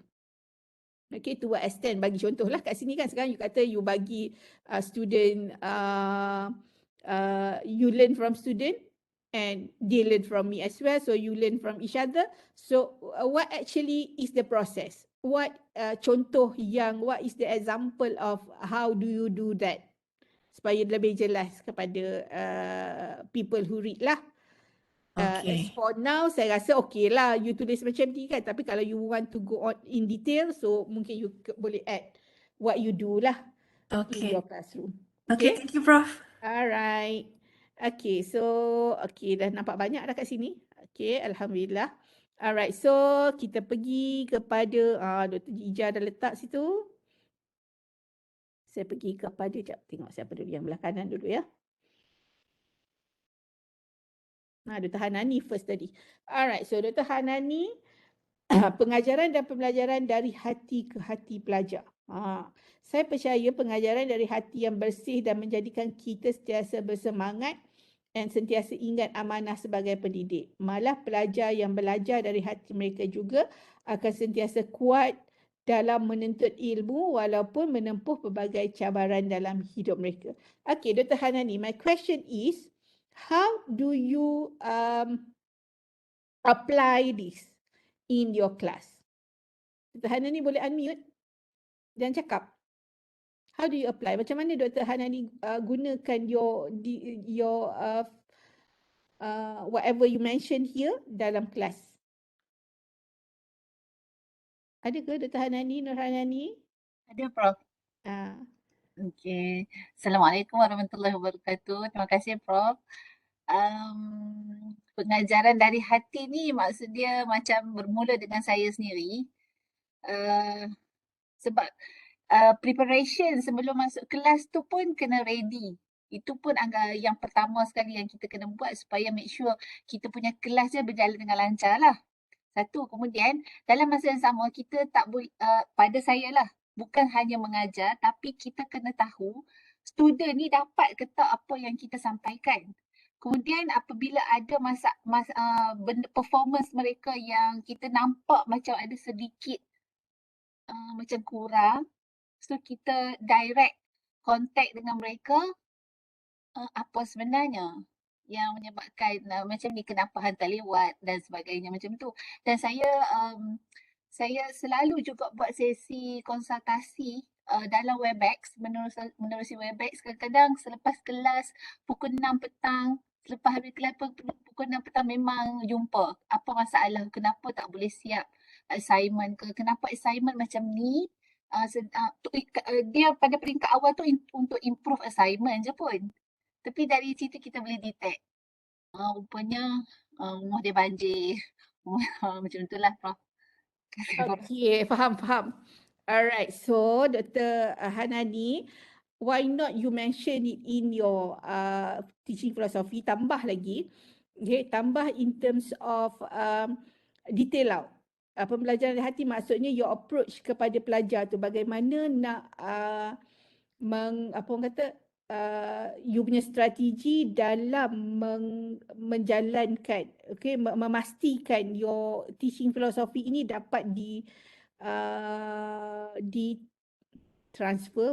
di-apply lah dalam pengajaran, okay, dalam kelas you. Sebab nampak, saya faham dah sekarang, maksudnya it is close relationship, okay, perhubungan yang rapat dengan pelajar, okay, persediaan yang mantap, Okay, so yang itu perlu di-add lah dalam you punya teaching philosophy ni supaya when people read, kalau setakat ini saya faham, okay, apabila Dr. Hanani explain, now I know sebenarnya approach dia adalah mungkin one-to-one approach, kan? Berjumpa dengan pelajar, tahu masalah mereka, mungkin lihat kepada keperluan individual students. Okay, yang itu Dr. Hadani boleh add dalam you punya teaching philosophy. Okay, nampak tak kat situ sebenarnya ada strength kat situ of yourself, meaning that you are a very supportive lecturer. Okay, balik pada your strength tadi, nanti dekat you punya portfolio dari awal you boleh highlight. Okay, sebenarnya saya adalah seorang supportive, a very supportive lecturer who will facilitate the students, apa-apalah, begitu. Alright, Dr. Hadani, thank you. Okey, terima kasih Prof. Terima kasih. Alright, so yang purple ni siapa punya? Dr. Nur Anita. Okay, Dr. Anita boleh unmute tak? Boleh share dengan saya tak apa yang you tulis dekat sini? Briefly. Sambil saya baca. Okay, Assalamualaikum Doktor. Salam. Boleh dengar suara saya? Boleh, clear. Okay. Nak share apa tu? Ni yang you tulis ni. Okay. Just summarize apa yang you sebenarnya you nak cakap sambil saya baca ni kan. Okay, kalau ikut based on the summary, like if you can see from my teaching portfolio, it seems like because we as a lecturer, of course, when I stated there, the capacity to learn is a gift, the ability to learn is a skill, and the willingness to learn is a choice. So it means that everything, whatever what we do, so we are ourselves in the process of learning. Dia bukan student saja dalam process of learning, but somehow kita as a lecturer, we are ourselves in the process of learning lah. At the same time, macam yang as I mentioned here, nowadays, currently we have a lot of mechanism, method in teaching and learning. Kalau kita belajar dekat UM ni, we have a lot. Macam yang Dr. guna sekarang, Padlet is one of the mechanism lah that we can actually apply to our students. But at the same time, selain itu banyak lagi, role play, PBL, so banyak. So we can choose. So as a lecturer, we cannot stick with the old conventional orthodox methods. So we have to change. Sebab saya sebanyak dalam pandangan tadi mengatakan bahawa kita kena adopt dengan a new mechanism. Sebab student sekarang ni dia pemikiran dia dah bertambah. Dia kadang-kadang lebih pandai daripada kita. So we have to cope with our students' age currently lah. And the last one, if I can say if you can see, because I really believe with the maxims here, so that's why I put the quotation. I read, I forget, I see, I remember, I do, and I understand. So maksudnya kita pun alami benda yang sama, and of course student kita alami benda yang sama. So at the same time, apa yang kita buat as a lecturer ni, apa sahaja, so we would have our student to learn something from us. So because after they graduate tu ada yang benda yang dia orang dapat daripada kita. So itu je lah setakat ni. Okay, thank you Dr. Anita. So you believe learning by doing, right? So learning by doing, saya just nak relate dengan the learning theories yang ada kat sini lah. From what you mentioned just now, okay, you are a constructivist and you also a connectivist teacher, meaning that you learning by doing. Student have to do, you have to do. Okay, both of you have to do something so that you can learn. All right. So then this is what you do. You are a very constructivist teacher, lecturer. Okay, saya suka guna teacher lah sebab saya biasanya saya akan anggap diri saya teacher lah kan. So you are a very constructive teacher, constructivist teacher because you use a variety of settings, so that variety of methods, strategies, so that your students can learn. All right, and then you are also a connectivist teacher whereby you use different kind of apps, application, tools, technology tools in your teaching. So you might want to add a little bit in your teaching philosophy. This is nice, a nice one. But if you would like to make it stronger based on theory, then you might want to, I am a combination of constructivist and a connectivist. Okay. Tidak jadi salah ya kalau learning theory ni you nak masuk semua pun boleh. Tapi pilih yang dominan. Pilih yang dominan. Tapi saya nampak dominantly Dr. Anita is a constructivist plus connectivist teacher lah. Nampak jelas di situ. Jadi yang ini adalah salah satu contoh bagaimana teaching philosophy tulis dengan jelas, very clear. Thank you Dr. Anita. Thank you too, Prof. Alright. Okay, siapa nak share? Saya nak bagi seorang lagi sebab masa pun dah tak panjang. Alright, siapa nak share lagi satu? Yang ni saya buka. Siapa-siapa yang ada tulis kat sini.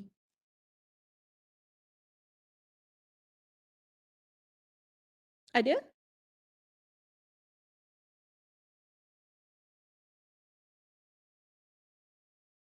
Tak ada? Dr. Ija nak share panjang ni, lebar ni? Rugi tulis panjang lebar. Tapi tak share.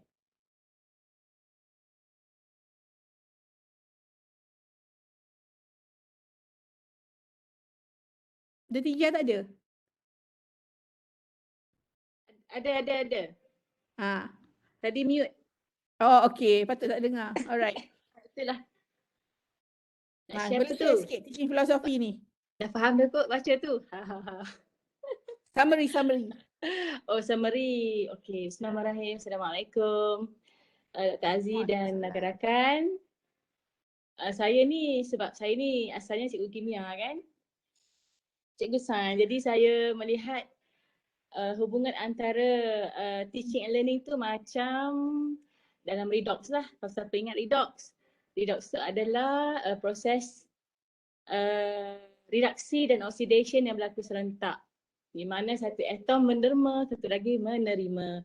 Dan baru dah berlaku ikatan. Okay, so saya melihat teaching and learning ni dia mesti berada dalam satu ikatan ataupun perhubungan.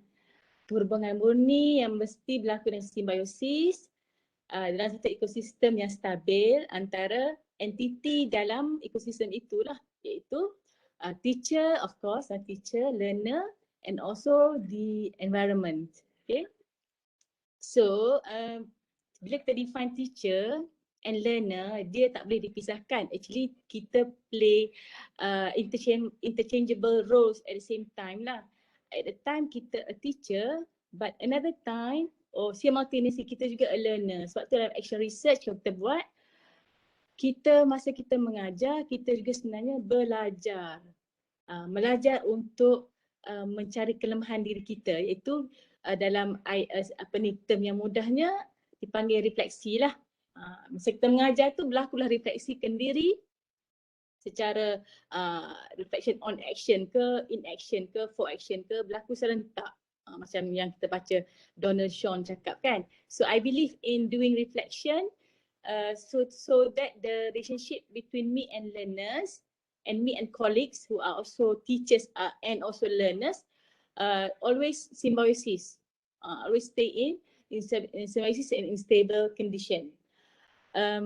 So I believe saya ni social constructivist lah, Dr. Aziz. Rasanya macam tu lah kan. Rasa macam tu lah.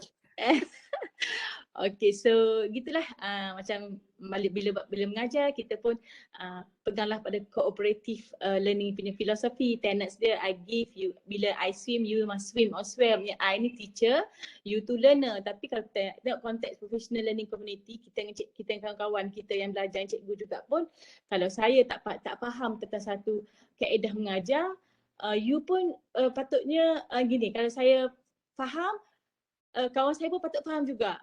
Kalau saya tak faham tentang satu tu, kawan saya pun akan tak faham juga. Maksudnya kita rasa macam kita ni satu ekosistem yang kena saling belajar lah, community of learners, yang kita sama ambil apa? Kita berlaku atas roh perkongsian, collegiality tu mesti berlaku. So cooperative learning tu macam tu juga dalam kelas, macam tu dengan kawan-kawan yang sama mengajar pun macam tu. So community of learners ni dia bukan khas kepada kita dengan budak student saja. Kita dengan kawan-kawan pun juga adalah learners at the same time. So itulah kooperatif dan konstruktivis yang saya gabung sekali lah. I swim, you swim. If you sing, then we'll sing together. I give and you take, and at the times you give and I also take. Macam tu dah. Wallahu a'lam bisawab. Terima kasih. Thank you very much, Dr. Ida. Macam Okay, so pula. saya cadangkan, cantik dah ni. Cuma cadangkan yang tadi explanation tentang community of practice. Okay, mungkin scopes tu boleh dimasukkan lah under the social constructivist ni kan. So supaya nampak, sebabnya mungkin kalau biasanya sebab social constructivist berada di bawah payung konstruktivis kan. So mungkin boleh terangkan sikit lah what is daripada dia individual kepada sebab doktor saya Community. kepada community and so on lah, lebih jelas di situ. Sebab satu perkara bila kita penilaian lah, saya lihat, saya tengok dia Ija macam ada potensi dalam A for example kan. Jadi why not you It's 12 o'clock. tu dia kata pukul 12 tu. Alright, so Laptop saya macam ni. kemudian meaning that you extend, biasanya kalau orang education ni dia lebih apa orang kata, dititik beratkan bila you kena letak teori tersebut berbanding dengan macam tadi Dr. Hanadi, Dr. Adila bukan orang education, dia cakap sekali imbas pun should be okay. Tapi kalau orang education ni dia nak tengok kefahaman kita tentang the theory itself. Jadi mungkin kena cerita sikit lah daripada teori tu jadi how we apply it into our class. Gitu. Sebab nanti dia akan tengok jugalah dia how do we apply tu. Tapi dalam teaching philosophy ni kita dah bagi sedikit apa orang kata contoh ataupun how that from theory to practice begitu. Alright. So thank you Dr. Ida for sharing. Nanti saya rujuk Bagus. Okay, yang lain tak sempat saya nak cerita tapi you can actually start from here nanti, hopefully from the reflection, from the apa yang kawan-kawan buat ni boleh diperpanjangkan lah apa yang you tulis dalam the teaching philosophy. Okay, saya continue lagi, masa pun dah tak banyak. Alright. Dah siap?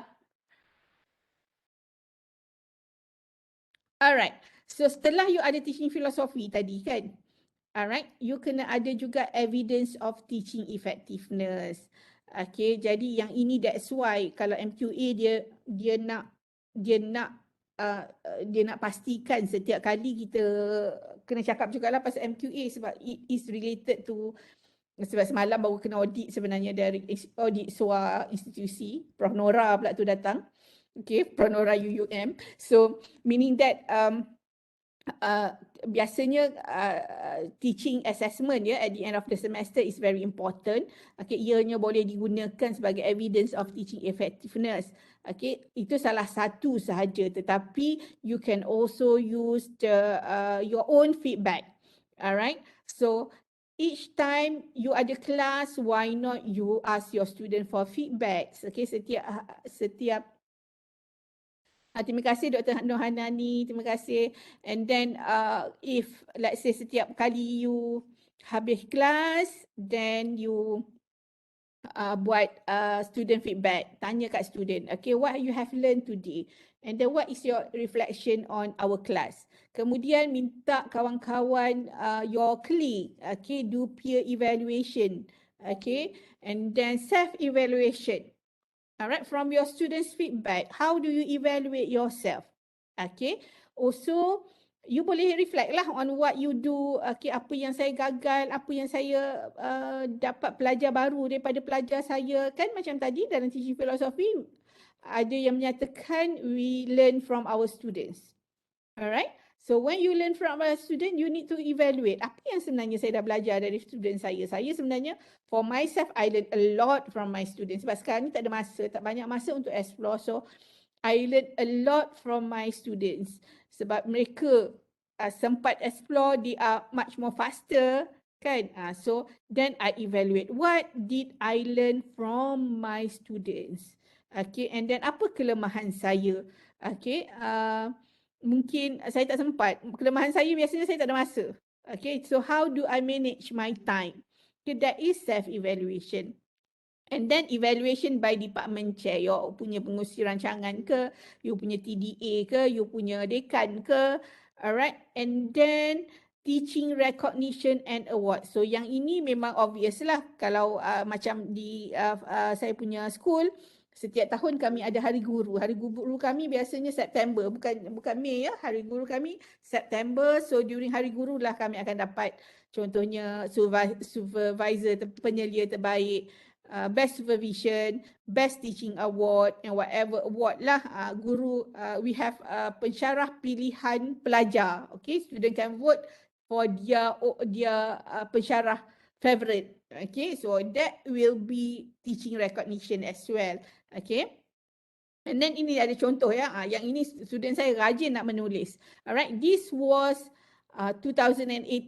Okay, saya dah guna Zoom lah. Jadi student ni dia punya rajin, dia boleh tulis whatever evidence of teaching effectiveness. Saya yang tulis lah. This is what he wrote in Padlet ya. So in Padlet saya minta dia bagi reflection. So dia cerita satu persatu. Kelas kami masuk dalam e-learn 5.30 and then class started at 5:30. We were required to share our live location. Jadi dalam group WhatsApp saya minta mereka share live location. Why? Because I'm going to do collaborative work. So I don't want them to sit beside each other. So they were not allowed to go to class. Okay, tak boleh datang USM, duduk kat rumah masing-masing. Alright, this is a master class. Alright, so jadi they share their live location in WhatsApp. Okay, jadi dalam WhatsApp tu saya akan nampak lah. Okay, orang ni kat mana, semuanya jauh-jauh belaka lah. So then I know that they are not sitting beside each other. Okay, and then kemudian saya minta mereka baca artikel and so on. Then pukul 8 malam, okay, guna Zoom. Yang ini yang diorang excited sebab before this dah lepas COVID ni dah tak pelik dah lah guna Zoom kan. But during that time it was so pelik and they were like, wah boleh you buat macam ni. Okay, so they presented using Zoom and so on lah. Jadi at the end they told me I'm lucky I have been in your class to explain the way you teach and so on. So this is a very important feedback from students. Okay, yang sepatutnya you can buat lah. Mungkin kalau every time you masuk kelas, maybe a very simple one and this can be at the end of the semester. Okay, kita ada evidence from our teaching assessment, the formal institution teaching assessment as well as this informal from our student. Yang ni kita boleh tengok dan kita baca dan reflect.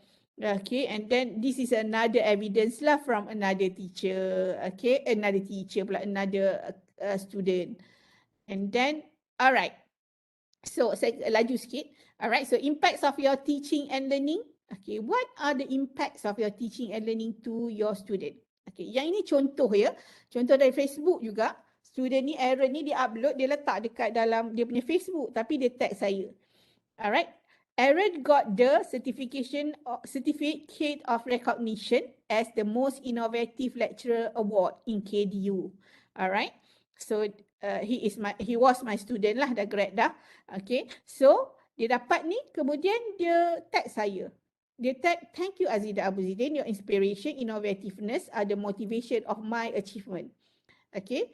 Dia yang dapat sijil tapi dia recognize saya.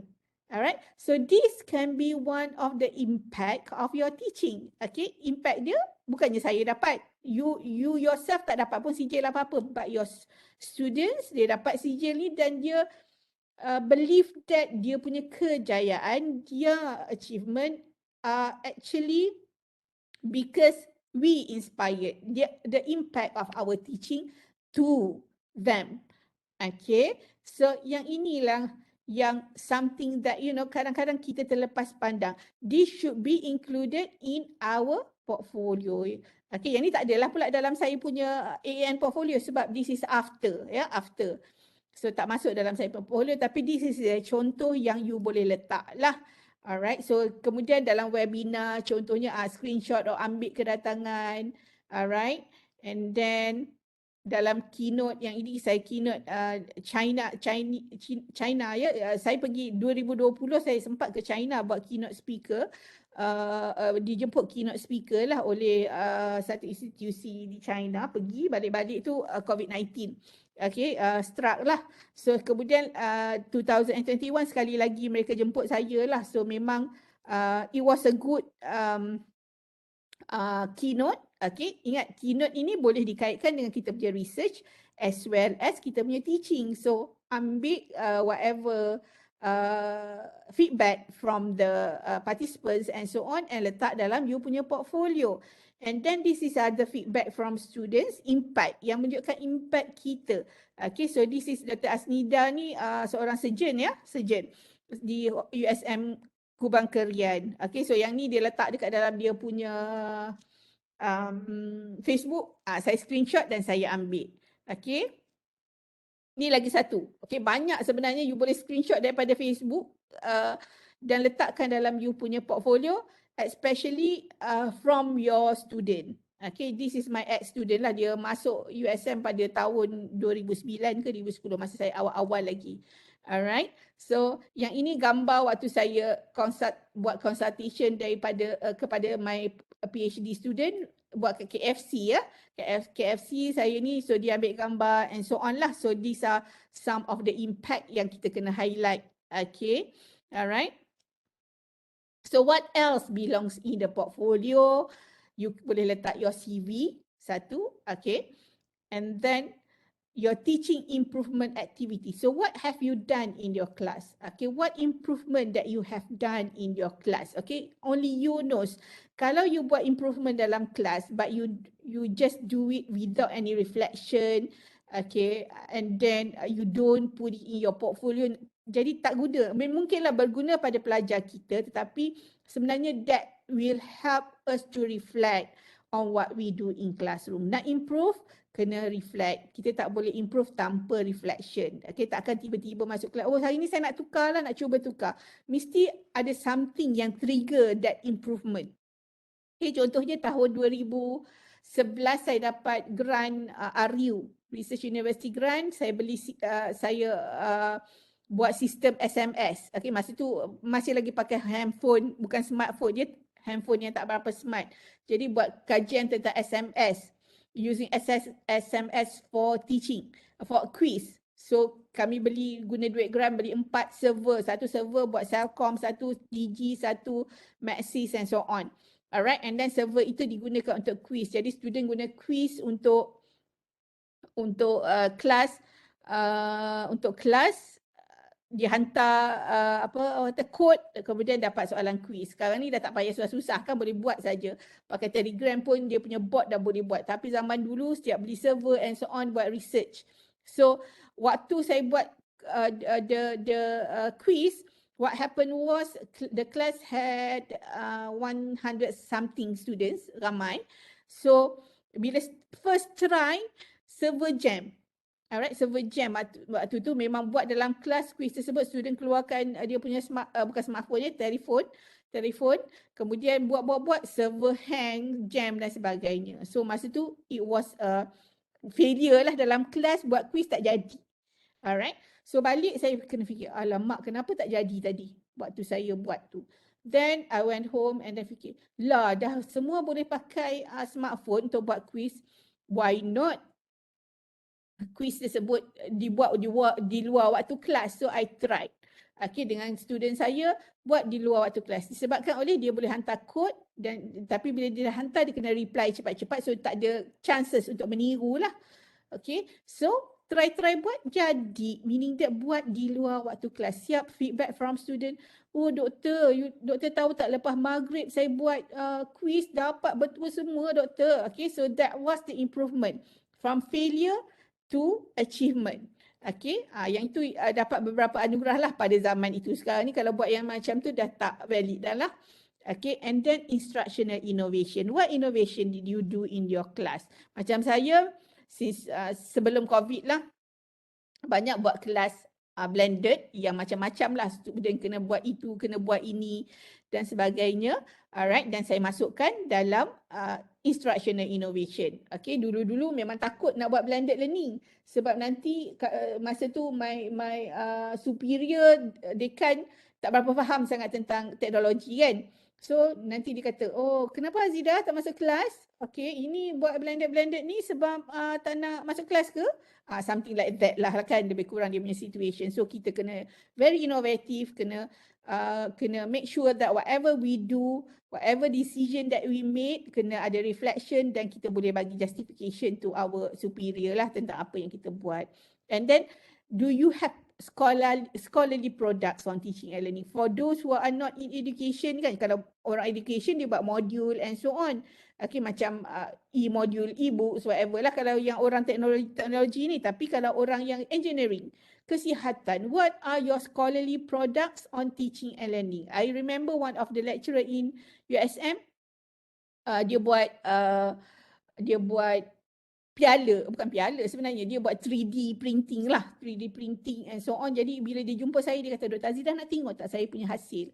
Okay, saya suruh budak-budak sketch dekat dalam kelas melukis. Budak engineering kena melukis. They have to do drawings and then daripada drawing itu dia hasilkan sketches. Memang tunggang terbalik lah drawing budak-budak engineering, tapi akhirnya dia produce satu 3D punya model. Okay, yang sangat bagus. Alright, so that is scholarly product. Tetapi the process need to be explained.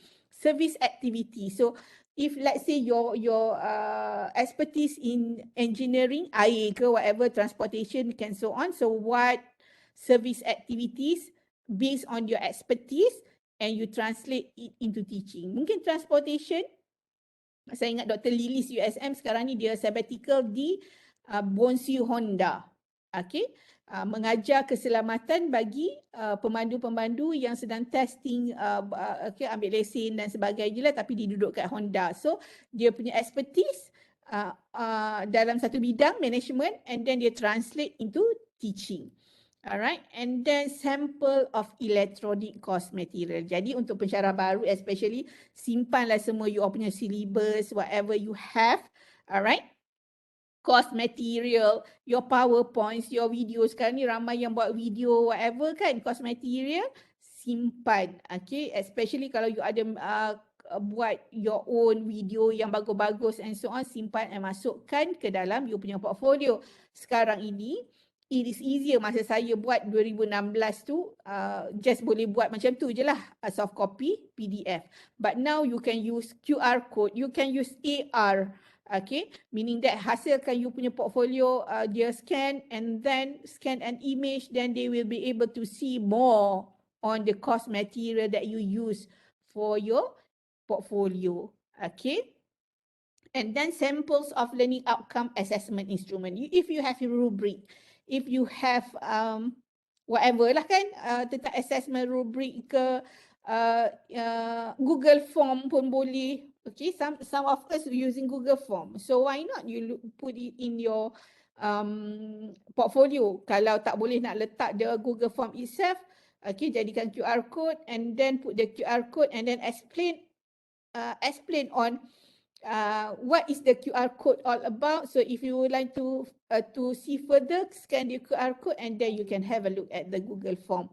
Okay, so these are what else belong. So sepanjang tadi 3 hours, okay, almost 3 hours lah, okay, yang saya ceritakan, the main component, the reflection, the what you do, okay, the what you do in your academic life that you need to include. That was actually the hardest part. Okay, yang ni, this one, you dah ada. CV ni selalu kena update kan. Susah-susah kalau macam kami di USM, we have the HMS. So you can just download the CV. You every year you update your SKT and then you can download the CV and then you boleh letak je dalam portfolio. Alright, yang teaching improvement activities and so on ni, you kena fikir satu-satu what is the most appropriate. But the one that I mentioned earlier about achievement, about your teaching philosophy, about your whatever related to the improvement of your academic life, okay, it will be take long, okay, quite some time for you to do lah, especially nak tulis tu, nak ceritakan, okay, from macam saya cerita 12 years old. So selepas tu kenalah cerita the process from 12 years old tu apa yang jadi dan sebagainya. It takes time. Okay, yang ni lebih mudah sikit lah tak diletak sebab you have to select. And then, jadi this is the summary. Okay, and e-portfolio is a place for you all. So tadi dari awal saya cakap what is portfolio. Okay, saya tanya soalan itu dan macam-macam yang you all jawab semuanya betul. Okay, then this is the summary. And e-portfolio is a place to record one's thought in a piece of work, to think critically. Okay, you record, okay, setiap apa yang you all buat, okay, and then you need to think critically, alright, about an integrated learning experience. For example, if you got a sijil, okay, sijil, the best supervisor 2021. So, apa maksud sijil tersebut? Okay, you need to think. Okay, why do I deserve to get this particular certificate? Alright, orang lain, okay, macam kami ada now 45 in our school, 45 lecturers. So, why not others get that? Alright, what are the learning experience that actually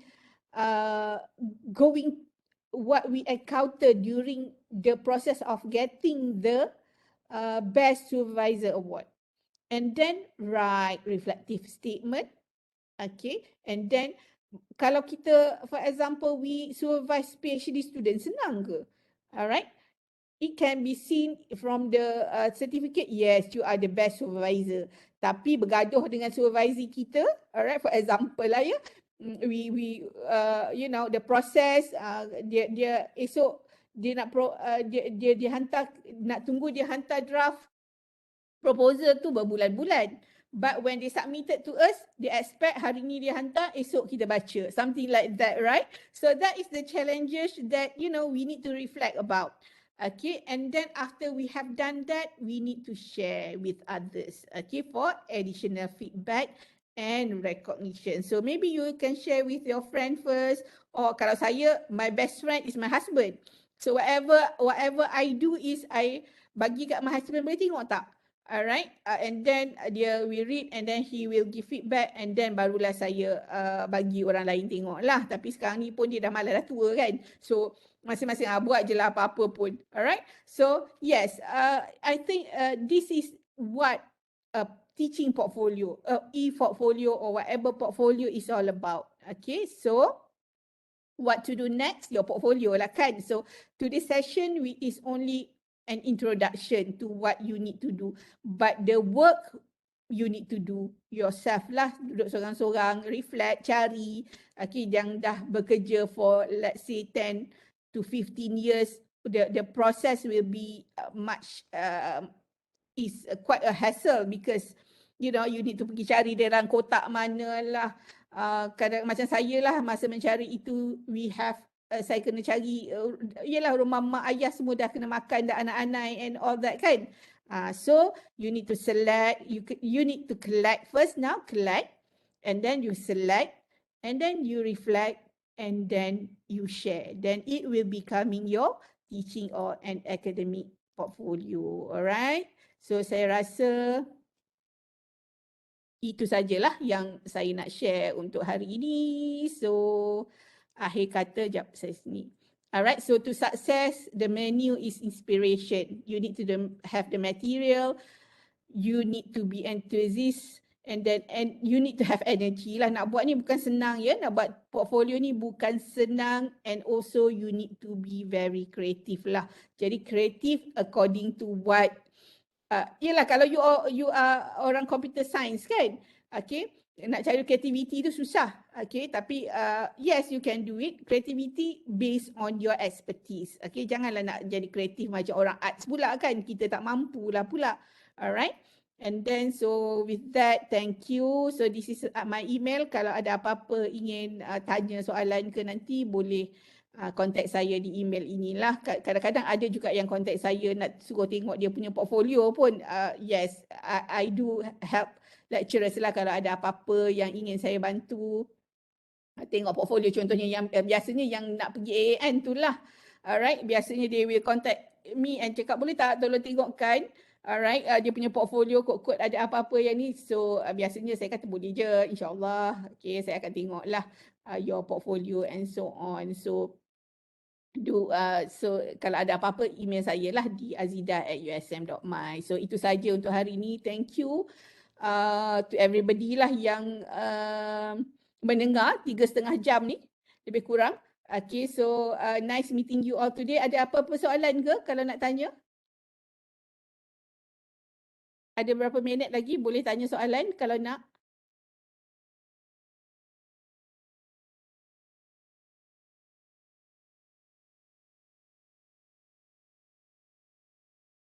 Terima kasih semua yang mengucapkan terima kasih dekat chat box tu. Alright, so macam tak ada soalan je.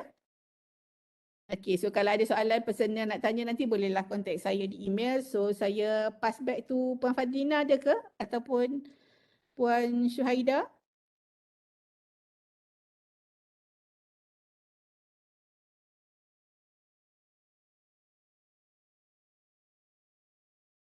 Sama-sama semua.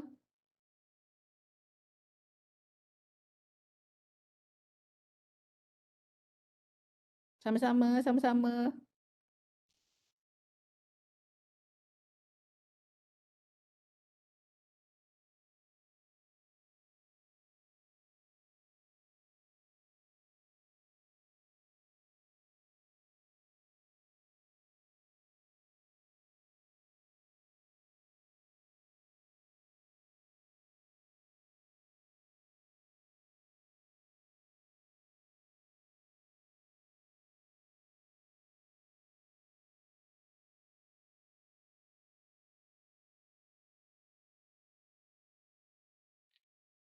Terima kasih banyak-banyak Doktor. Sama-sama. Alhamdulillah. Terima kasih Tak semua. nampak, tak boleh scan lah.